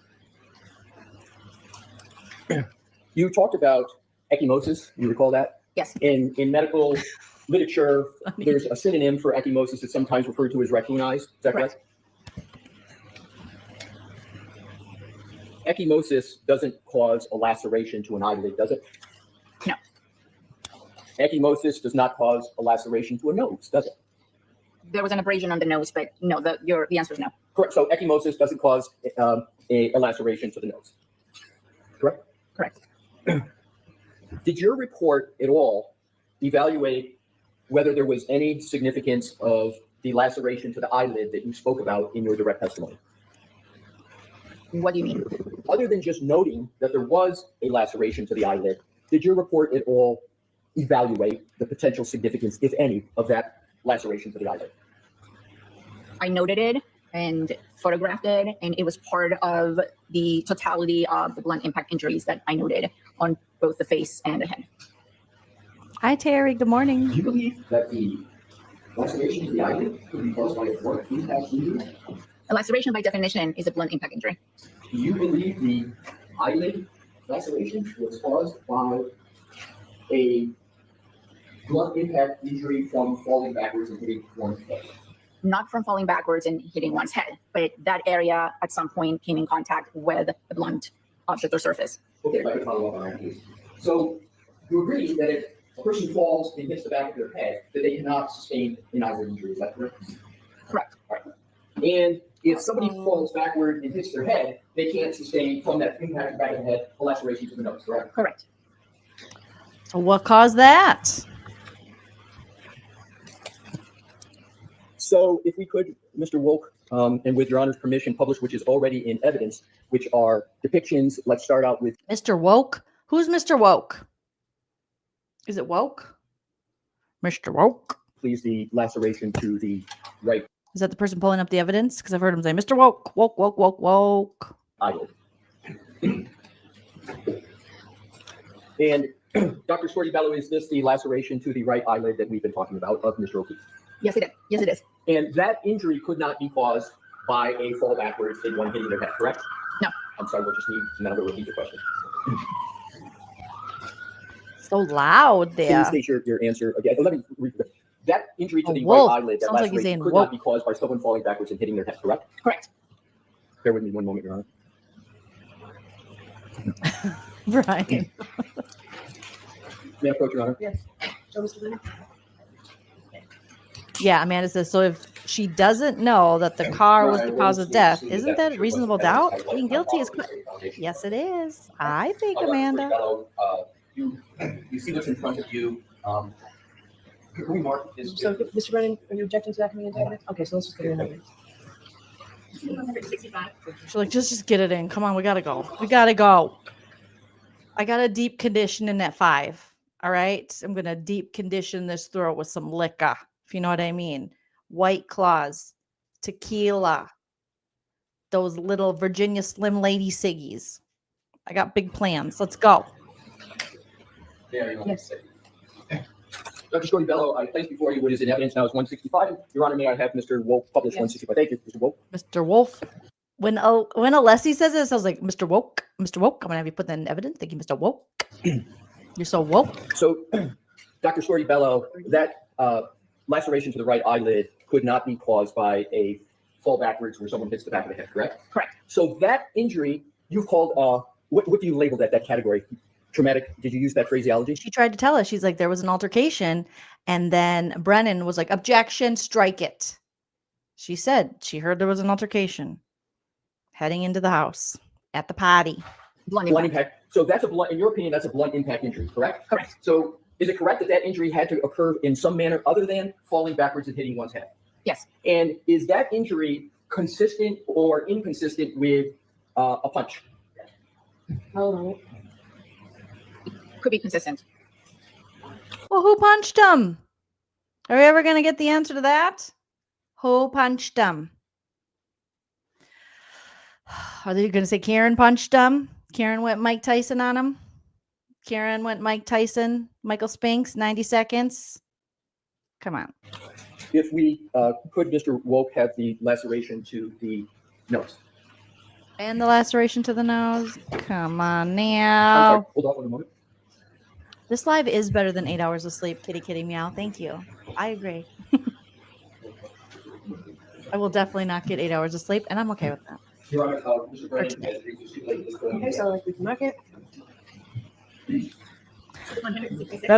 Okay, we can mark it. Let's mark it, mark it, mark it, mark it. Let's go.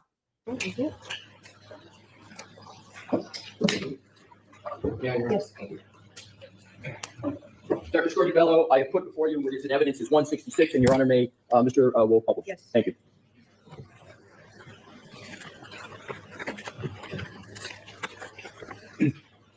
Dr. Scordi-Bello, does that exhibit fairly and accurately depict the laceration to the nose of Mr. O'Keefe? Yeah, it's an abrasion. I described it as an abrasion, as a scrape. So you would classify that as a Night, scrape? Brian. Yes. Enjoy your Dunkin' Donuts. That scrape could not be caused by someone Cornhole falling backwards and tournament. hitting the back of their head, could it? Not by a single event, no. You can take that down, Mr. Wolf. On your direct testimony, you talked about injuries to the right arm of Mr. O'Keefe. You recall that? Yes, I do. Yes, I do. And is it correct that you, in your autopsy report, did not determine the cause of those wounds to Mr. O'Keefe's right arm? That's correct. With Your Honor's permission, I would like to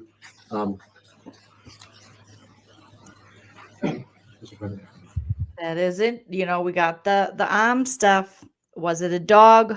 Was it the cocktail glass he was carrying in? Did they hit him with it?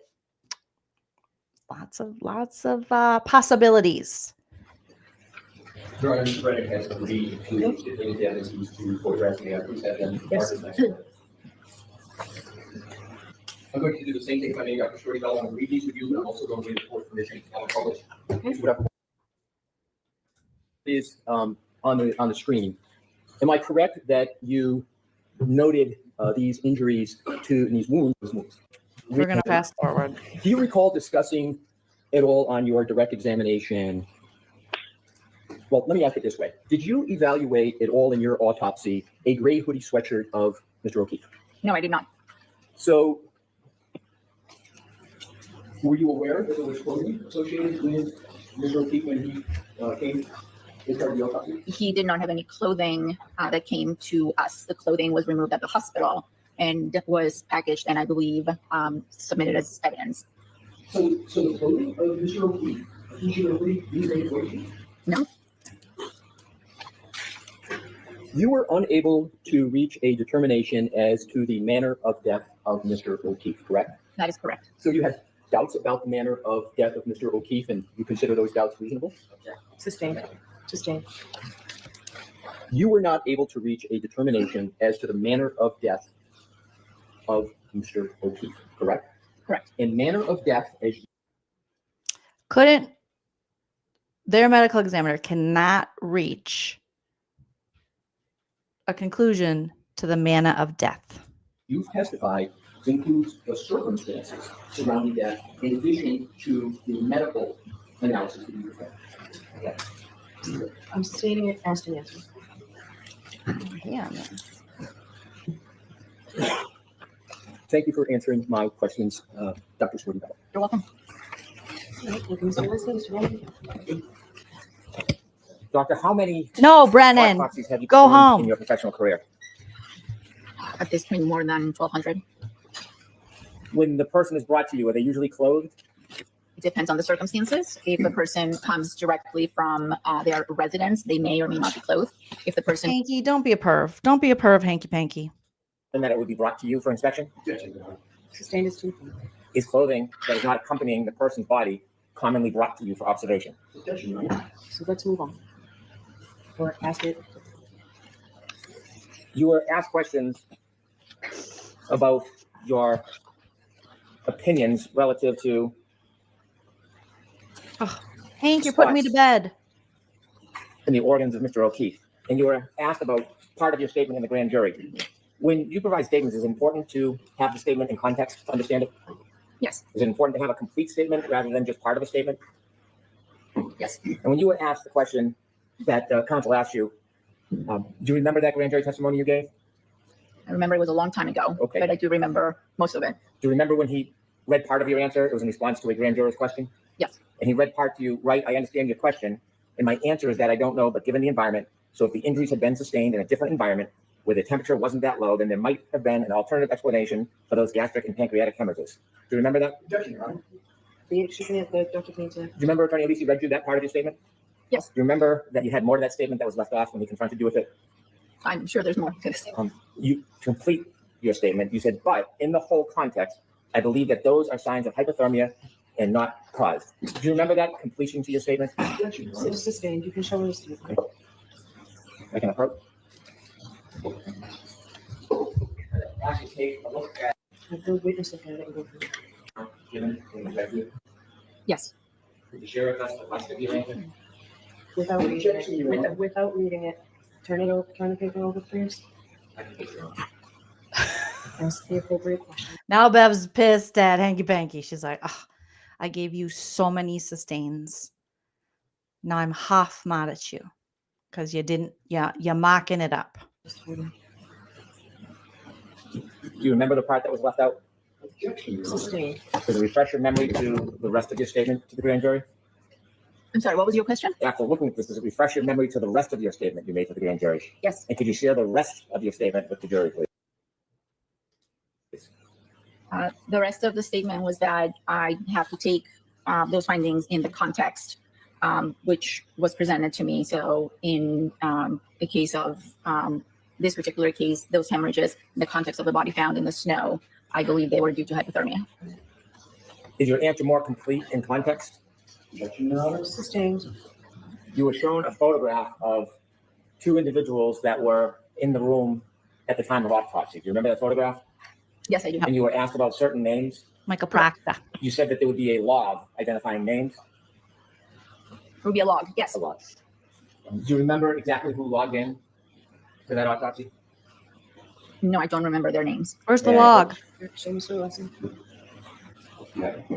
Runner, if you need somewhere to explain, we just need a moment to take a look. I can move on and we'll come back to it, Your Honor. Thank you, Mr. Brown. She's so over this. You mentioned that Mr. O'Keefe's body temperature was a little under 81 degrees when he was brought to the hospital. Yes, that's what the hospital records stated. And again, a normal body temperature is? 98 degrees. So there Oh, was, is it fair to say there was over an 18? why is she bringing up Nick Lachey? 98 degrees, which was arguably a horseshit band if you look back on it. As far as boy bands go, bottom of the barrel, Nick. Not sorry. No offense, all offense. Degree drop in his body temperature? Correct. You shared with us that you generally understood it was a blizzard and cold outside. Do you have any experience on how rapidly a body temperature will drop outside? The body temperature? Yes. It's within the scope. Let's see if she's not being faced. The rate that the body loses heat depends on a number of factors. Depends on conditions, weather conditions. It depends on the original temperature of the body, and the higher the gradient between the body temperature and the environmental temperature, the faster the drop will occur. My restless legs are so You bad asked if right there's any now. signs of frostbite. There was no type of freezer burns or anything on Mr. O'Keefe's body, was there? Was there any type of Hank, burns on stop his it. body that would suggest that he was put in some type of machine or environment where there was cooling, mechanical cooling? Sustained. Move on, Mr. Joleen. You were shown a Is Hank asking if John O'Keefe was put in the freezer? He did work with the mob too long. You guys are right. Does it look like he was put in any kind of mechanism that would keep him cool? What? Hanky Panky, you're creepy, bro. photograph, a chalk that had spots on them. Do you know where that photograph came from? I do not. Do you know who that was from, what person that was from? No, I do not know the context of that picture. Do you have any information on the circumstances which led to that condition? I do not. Do you have any information about what caused the condition that you saw in that chalk? I have seen similar pictures in textbooks depicting gastric hemorrhages or Wyszynski spots.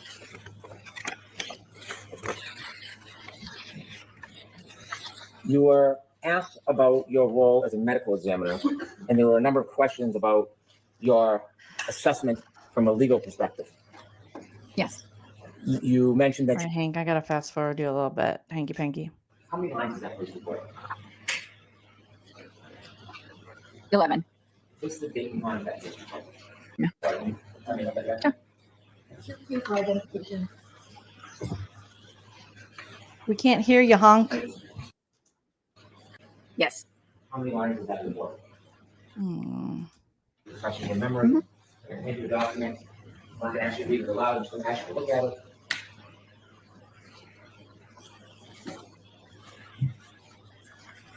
Does it refresh your memory on the people who attended the autopsy?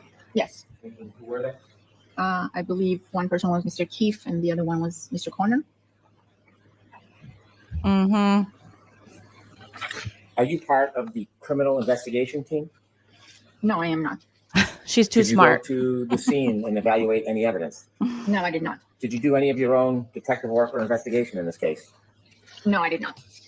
So when you were asked questions about your role as the medical examiner in your medical evaluation of Mr. O'Keefe's body, you were also asked whether you considered any part of the legal aspect. Do you remember those questions? Yes. You would never, let me ask you. There was information. I don't think anyone's worried that she's like working for you. Do it because everything she's said and talked about basically is just helping the defense. In the investigation that police spoke to her. So why do we have to keep talking about this, Hanky Panka? Were you aware that there was another first responder by the name of McLaughlin, who provided information that the defendant said, I hit him, I hit him, I hit him, I hit him? Yes. Were you aware of statements made by the defendant to Miss McCabe that she said, may have I hit him? Did I hit him? Why is she being asked this? So, jurors, I want to let you know that, like other evidence that was let in previously, this is not coming in for the truth of what's in the statements. It's coming in so that as it goes to Dr. Scortibello's knowledge and state of mind at the time of her report. Thank you. At the time of your death certificate that you filed, were you informed that a Jennifer McCabe had reported that the defendant said, did I hit him or could I have hit him multiple times? Objection, Your Honor. I'm going to allow it. I don't believe I knew about Miss McCabe. Did you learn that Miss McCabe reported later that the defendant, while speaking to first responders, Girl, check your, here's what I'm going to tell you, doctor. If you have an Instagram, which everyone has some kind of social media usually, check your inbox of people you don't follow. I think it's called your, what is that called? Where if you don't follow them back, it goes into a different little mailbox. I'm checking mine here. Requests. Go into your message requests on all of your social media, because I guarantee you Jen McCabe tried to contact you. Okay. Now don't contact her back. But Jen McCabe, she touches everything. She's like, Jen. She probably did that. She talked about peanut butter and bread. So definitely, like, just take a look at your message requests and you will find this lady right here. Jen! Jen! Jen! Jen! Just a little tip. I know you said, oh, you know, I haven't talked to her or whatever, but I guarantee she's tried to get a hold of you. responders reported that she had hit him? Did you know that? I was aware of that information later on. Were you aware of the investigation regarding alcohol consumption? Yes. Were you aware that the police or Massachusetts State Police spoke to other witnesses about their observations that night? About their observations? Yes. Were you aware of an interview by Trooper Buchanan with firefighter Daniel Whitley on February 7, 2022? I don't remember. Were you aware that Mr. Whitley told the police that the defendant had expressed that she had gotten into an argument with the defendant that night? That was part of the information I was given, yes. Were you aware of a report from first responder Anthony Flamate about statements made by the defendant to him? I don't recall that particular first responder, no. Were you aware that Trooper Proctor has a leaky balloon knot? Statements provided by Kerry Roberts to the police that the defendant had called her, citing Kerry, John is dead? Yeah, I was given that information. And the questions of did I hit him? Were you aware of that? Yes. Were you aware of information that troopers had an opportunity to go and speak to the defendant? Yes. Were you aware of the statements that she made to the troopers? Not in detail.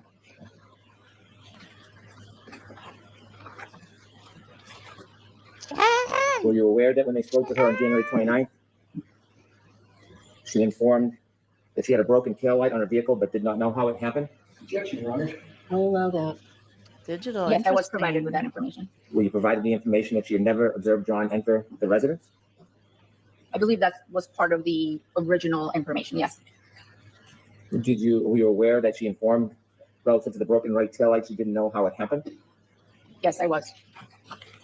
Were you aware that members of the Massachusetts State Police Are you aware that you're putting us all to sleep, Hanky Panky?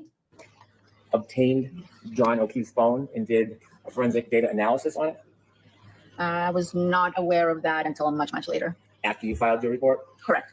Were you aware of location data that was obtained from John O'Keefe's phone before you filed the death certificate? No, I was not. Were you aware of healthcare data on John O'Keefe's phone before you filed the death certificate? No, I was not. Were you aware of battery temperature data on Mr. O'Keefe's iPhone before you filed the death certificate? No, I was not. Were you aware of voice messages left on John O'Keefe's phone from the defendant before you filed your death certificate? No, I was not. Were you aware of text messages between the defendant and John O'Keefe before you filed your death certificate? Sir. No. Were you aware of statements from the defendant to various media outlets before you filed your death certificate? No, I was not. Did anybody ever come to you after you filed your death certificate and ask you to change it? No. Did anybody ever provide you any of this additional information you weren't aware of at the time, ask you to evaluate it, and then reconsider your finding? No.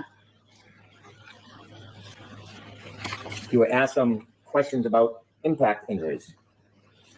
In your experience, are most pedestrian collisions where there's injuries to the lower legs, either frontal or rear impacts? Objection, Your Honor. I'll allow that because I'll allow that. Most pedestrian fatalities that we see are with impact with the front of the vehicle. When you gave the perspective that you looked for impact injuries, was that with consideration of your experience that most collisions are frontal impact injuries? Most collisions involve frontal impact, yes. How about cases where you had an opportunity to observe people who sustained injuries from being clipped? Not hit, but just being clipped.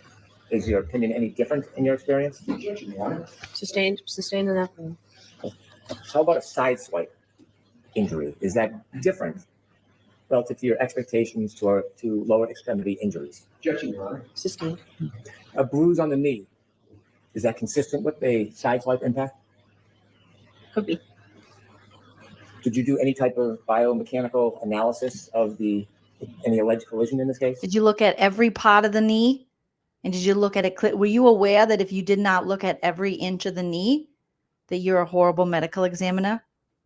According to Hanky Panky. Are you aware that if you look at an arm, you got to look at the other arm? Because the one arm that you don't look at is going to feel jealous of the arm you looked at. And it might attack that other arm. And or have some feelings about that arm and its inadequacies that you didn't look at its arm, because comparison is a thief of joy, and it will honestly compare itself, because our arms are not at a place of being therapized to the point of understanding that sometimes someone just looks at something more than something else, and that doesn't mean they don't like that something else they didn't look at as long. Are you aware of that? Okay, just wanted to make sure. Are you aware that the Minecraft movie actually isn't that bad? And Jack Black is decent, but the other characters are much better? Are you aware of that? Okay. I just wanted to check and see if you were aware. All right. Are you aware that I am currently wearing, Hanky Panky Brennan, lavender underpants? And I like it because it makes me feel soft and springy like lilacs. Were you aware of that? I am. And they're briefs. Just so you know, I like to keep it all tight and right there. Are you aware that my favorite kind of bra a woman can wear is a nude bra? Because in my head, I was talking to Trooper Proctor, it's like they're nude. Are you aware that the male nipple does nothing? It's completely irrelevant. Serves no purpose other than judgment from people. Too big, too small. Maybe there's 3. Are you aware of that? Are you aware that Diet Coke is actually a manly drink? And I hate when they put those kind of like gender stereotypes on things, because I chug a lot of Diet Cokes and people are always like, what's going on over there? And I'm like, what do you mean what's going on over there? I'm Hanky Panky Brennan. Men drink Diet Coke. But a lot of these ads want us to be, I don't know, drinking our own piss. I'm not sure. But it's a manly drink. Were you aware of that? Okay. Were you aware that there are still people that think the earth is flat? Are you aware? And were you aware that I'm one of those people? Hank Brennan. Why is a map flat? You know what I'm saying? Okay. Just want to know if you're aware. Mm-hmm. No, I did not. Were you asked to? I'm not qualified to do that. And so when you talk about injuries from a collision, are you in part speculating about what could happen to somebody? Objection, Your Honor. Sustained in that point. Are you giving a direct opinion in this case about how the injuries were caused? Objection, Your Honor. Sustained. You were asked questions about a nose laceration. Yes. And you offered that was not consistent with falling backwards on the head alone. Correct. You were asked if that Are you aware that I, Hank Brennan, have fallen backwards on my head many times? And look at me, I'm just fine. Are you aware that there's a lady on the internet named Joleen Lunzer who calls herself a comedian? And she says I look like Five Goes West. Have you seen the movie? Are you aware? Yeah, he sings out to the stars at night. He talks about finding love or some shit. She said I look like a mouse from a movie, an animated mouse. Are you aware that there is a man on the valley named Luke who looks like Vincent van Gogh, whose celebrity hall pass is Ariel from The Little Mermaid? And are you aware that that is a 16-year-old cartoon and how nasty that is for a ginger man from Colorado in his 30s who just impregnated a grown woman to be sexually attracted to a cartoon from a Disney movie for kids? Are you aware of that? that was consistent with a punch? Correct. Objection, Your Honor. That's not the testimony. That's your objection. Yeah, that's it, Your Honor. There's no question. Did Are you you provide aware? an opinion that it could be consistent with a punch? I did provide that opinion. Could it be consistent with Are you aware that I did not realize I forgot the name of the original movie? I think it's The American Tale, and I only know it by Five Goes West. And that might have been the part 2. Similar to when Back to the Future had Back to the Future 1, Back to the Future 2, and then it had the really shitty Western version that my brother loves, but I don't love that one because I don't want anything in the Western times. It grosses me out. If there's a movie and it has dust and dirt and cowboy hats and guns, I'm not interested in it. Okay? Before deodorant, before toothpaste and fluoride, I don't want to watch it. Are you aware of that? Except for that one with Leonardo DiCaprio from the 90s. That's all. broken glass? Possible. Could it be consistent with shards from broken plastic? Possible. Could it be consistent with first aid? I'm sorry, what was Could it? it be consistent Are with you first aware, Hank Brennan, that your witness has basically said anything is possible? Therefore, there's a lot of holes in what you're claiming was the cause of death for John O'Keefe. If you're going to say the vehicle was the weapon in which Karen Read used to kill him, are you aware that that creates a lot of reasonable doubt and it's not strong enough? And I don't know how you were able to get this trial up twice. Are you aware of that? first aid treatment? Anything is possible. Are you aware that this lady will now never have a healthy sexual experience after spending this much time with you, Hank Brennan? Her baby door has sewed itself shut, talking to a man like you over and over again. Are you aware of that? Do you have any firsthand knowledge of how the laceration on the nose happened? I do not have firsthand knowledge. Did you know at the time you filed your death certificate that there was plastic pieces of taillight found near Mr. O'Keefe's body around 5:45 p.m. on January 29, 2022? I do believe some of that information. Are you aware that I was once I don't know if I was the prosecutor, defense attorney, I can't remember, but it was actually my idea for the mob bosses to put a body in a cooler because I saw it on Goodfellas and now Bronx Tale and another mob movie, The Sopranos, which is a TV show. I know. Are you aware that I was like, that sounds really cool? But also I watched Buffy the Vampire Slayer, and in season 1, Cordelia Chase finds their teacher who was decapitated by a praying mantis who was pretending to be a substitute teacher, who was also Mary Kay Letourneauing the kids a little bit and trying to hit on Xander. But she decapitated that teacher and put him in the cooler, and Cordelia found him because she was on a diet lunch, even though she didn't have to be on a diet. But you know, the beauty standards for women are very high and ridiculous, and especially in the 90s, diet culture was crazy. And so she found the body and she screamed. Are you aware that that was Buffy's favorite teacher, the one teacher that believed in her? A little old man with glasses, kind of looked like Bernie Sanders. Very optimistic, much like Bernie Sanders. Are you aware of that? Probably not. Was communicated to us, yes. Thank you. All right, Mr. Leslie. Finally. Thank you, Your Honor. Dr. Scorti-Bello, this Attorney Brennan just asked you questions about alcohol consumption. You had the opportunity to evaluate the medical records of Mr. O'Keefe, correct? Correct. And you had, in terms of the medical records, information with regard to the medications that Mr. O'Keefe had taken. Is that correct? I believe This is when she helps. We're almost done here. But listen to this part. This is when she really comes in helping the defense once again. reviewed those records at some point prior to issuing my report. Yes. Do you recall the list of medications that were in the medical records that Mr. O'Keefe was on? I do not recall. If I were to show you a document, might that refresh your recollection as to the list of medications? I'm going to allow it. Is in connection with alcohol too, you said, right? Correct. Your Go right Honor. ahead. Yes. Dr. May I hear? Yes. Dr. Scorbello, may I stand by the witness? Yes.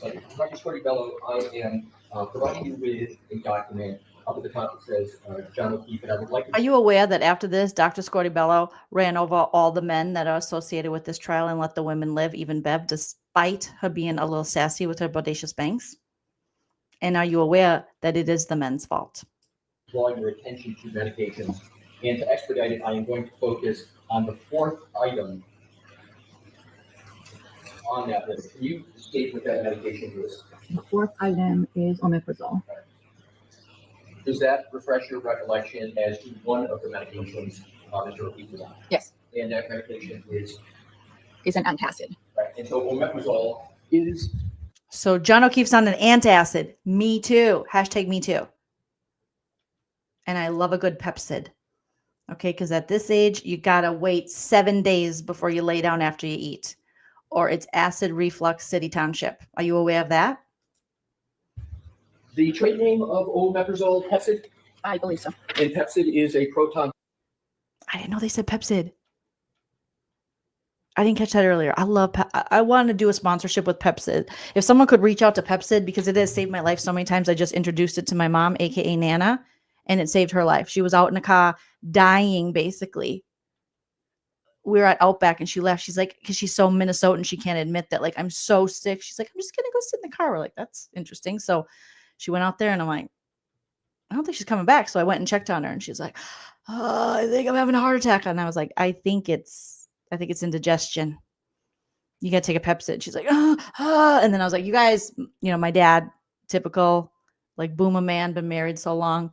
He's like, she's all right. I'm like, she's not all right. She's in the car by herself in pain. Feels like she's having a heart attack. Let's go get some Pepsid. Popped her a Pepsid, turned on the lights, had her drink a bottle of water.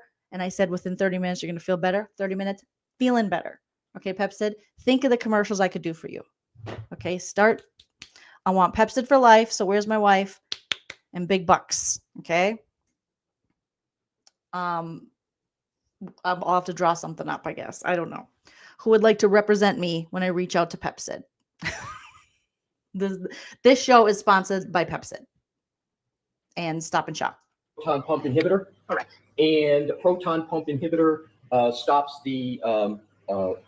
Why they got a proton pack in the back like the Ghostbusters? I believe so. And Pepsid is a proton pump inhibitor. Correct. And a proton pump inhibitor stops the proton pump in the stomach from releasing acid, correct? Yes.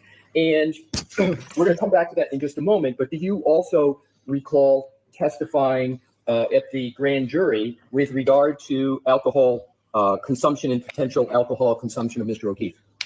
I do remember testifying. Yes. And do you recall what your testimony was with regard to alcohol consumption and small ulcers in the stomach potentially associated with alcohol consumption? Alcohol consumption, I don't recall my exact words at grand jury, but alcohol consumption can lead to gastric ulcers. That is a true And story. Alcohol. Red meat, chocolate, alcohol, fried foods, recipe for death with that was a bad term, but you know what I mean? Recipe for bad when you're dealing with the heartburn. Consumption can lead to gastric ulcers. And what medications can treat gastric ulcers? Well, they don't treat them, they prevent them, but that would be a proton pump inhibitor such as omeprazole. Right. So isn't it correct, therefore, that the ulcers that are observed in the stomach of Mr. O'Keefe that we talked about, the gastric mucosa, could have come from ulceration due to alcohol consumption, It's possible. as opposed to hypothermia, correct? Correct. This man was just like, are you aware that John O'Keefe was on Pepsid? Are you aware that this whole town drinks like it's going out of style? Like they're going to take it away from them if they don't drink it all right now.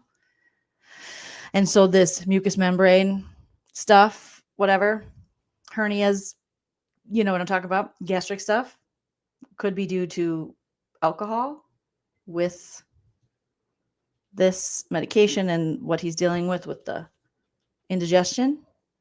So it's not just necessarily hypothermia. So these lacerations. And she was like, yeah, that could be.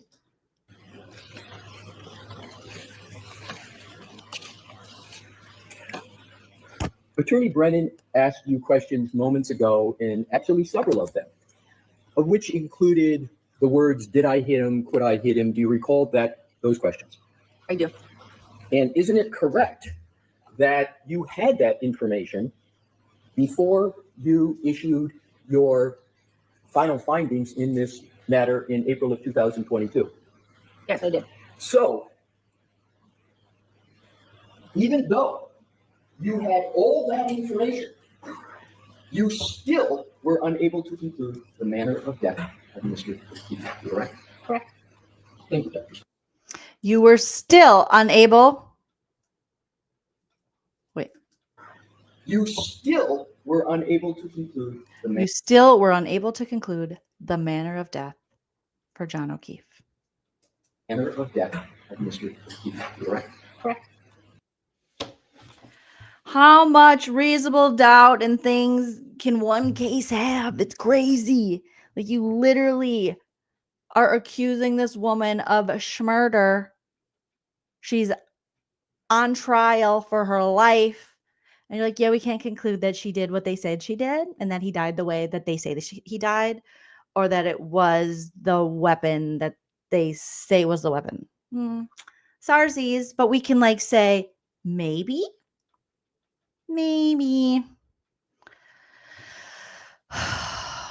You would think like maybe a mistrial, maybe something. How many more things have to happen? Are you aware that on Buffy the Vampire Slayer, she lost her virginity to a vampire with a soul, but he only had a soul because there were gypsies that put a curse on him.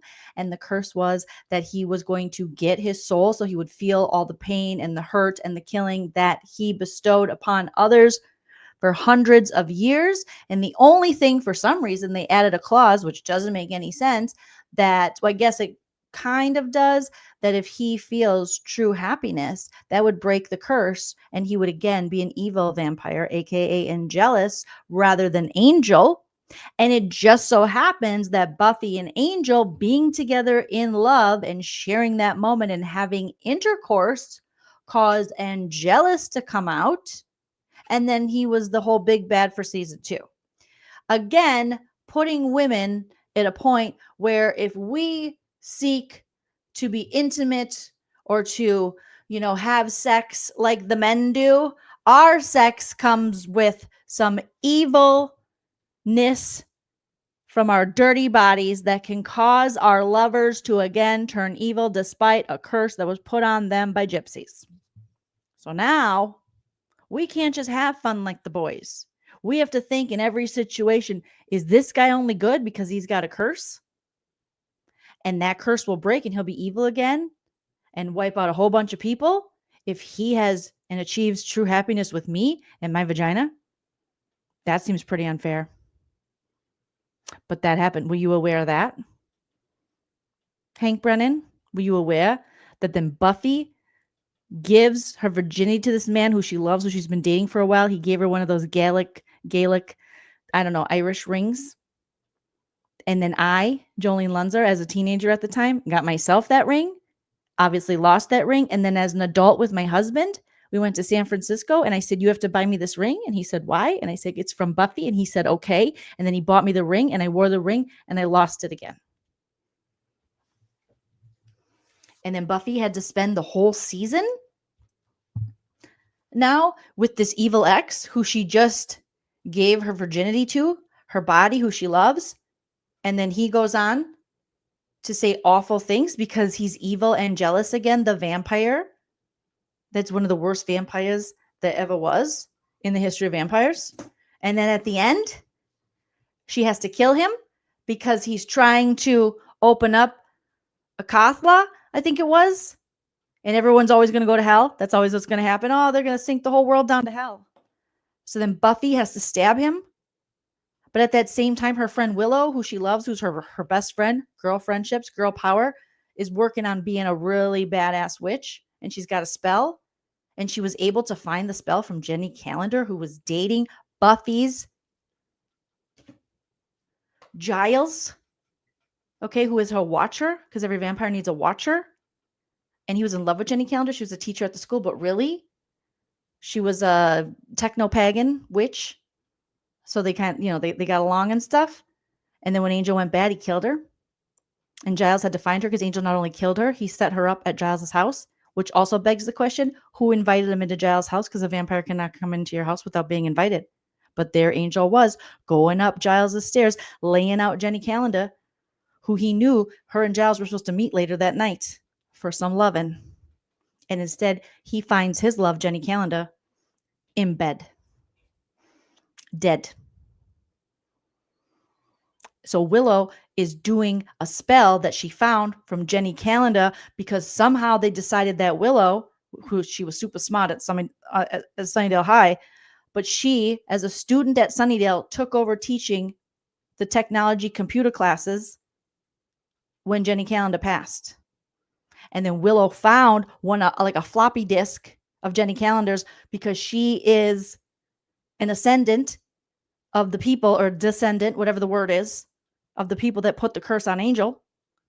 And so she had the spell that would put the curse back on him after now he lost it, after having love in the club with Buffy. And Willow at the last minute was able to restore Angel's soul. So in the moment where her and Angel are fighting and Akathla's mouth is open and about to suck everyone into hell, she knows she has to kill Angel. But right before she's about to stab him, Angel's like, Buffy? So he turns from evil and jealous because Willow's spell worked, and now his soul is re-ensouled, and he's good Angel again. But it's too late, and she knows it's too late. And there's one girl in all the world who has to save the world from the demons and the forces of darkness. She is the Slayer. So she has to look at this man who she loves, who has hurt her so much, but it's her first love. It's the guy that took her virginity. And she has to say, Angel, it's you. And then they kiss, and he's like, what happened? Because he has no idea what happened. This is the first time the spell has been broken. He doesn't remember that he was evil and being a big dick for a long time. And so technically she could pull the sword back, but it's too late. She has to sacrifice her love and kill him, knowing that his soul is back, and they could somehow maybe have a happily ever after. But instead, she knows that she has to protect people and protect the world and do the right thing. And so she has to stab Angel through the stomach, and he's sucked into Akathla, and then he's in a demon dimension, and demon dimensions don't work the same as human dimensions. So what we feel here in a day, that's 100 years down there for them. And it's torment and torture. And he comes back season 3. And obviously he's not doing good because he's been down in that demon dimension just getting beat up and God knows what. But for us, it's only been like 6 months. So we're like, hey, Angel, what's up? And he's like, I've been gone for 1,000 years because it's a demon dimension. And I've been tortured. And he starts doing Tai Chi, and then they kind of date again, and everyone gets mad at her. It's a whole thing. It's a whole thing. Yeah, Giles tries to kill Angel. It's a whole thing. It's a whole thing. Were you aware of that, Hank Brennan? Were you aware of that? I bet you weren't, because if you were, you would drop this ridiculous. You wouldn't have taken this case on. And you would yourself call for a mistrial and have integrity, the same integrity that Buffy Ann Summers had when she had to still murder her love, even though his soul was back, but she knew it was the right thing to do for the world, and she couldn't be selfish. And Hank Brennan, you're being selfish. And with that, you guys, I will bid you adieu. I appreciate all of you listening to me and coming here tonight and having some laughs and having some Buffy the Vampire Slayer talk, because that really is my safe space, my soft spot, my love, my lady time. It's a lot to lay on everyone. And I'll rewind, spoiler alert, if you're going to watch the show. But that was just spoilers for season 2 and partially 3. But a lot more things happen. So if you haven't watched Buffy, I gave you enough time. The show premiered in 1997. I think it went off the air in 2003. But there we are. I hated it so much, that was Mike stuff. And I know I should be adult and I should accept that, but I'm not. Brian says David Boreanaz is my hall pass. I mean, not SEAL team David Boreanaz. I'm talking about Buffy, some of the Angel series. David Boreanaz. We must speak of the Buffy lore. The show's coming back, so we gotta talk about it. So this whole trial, yes, Catherine, is reasonable doubt. You guys are great. Thank you for putting up with me. Thank you for having fun with me. I now will try to sleep, because I think I'm going to be able to sleep just fine, because Hanky Panky put me to bed, okay? Don't forget to comment on the video after it posts. It helps me in the algorithm, and I love to hear from you guys, and go heart your comments and reply and all the fun stuff. Smash the like. We still have a goal for hitting 500 likes. And let me know if you like these kind of late night lives. I like to do this from time to time. I'm a night owl. I like it. I'm trying to get better and go to sleep, but whatever.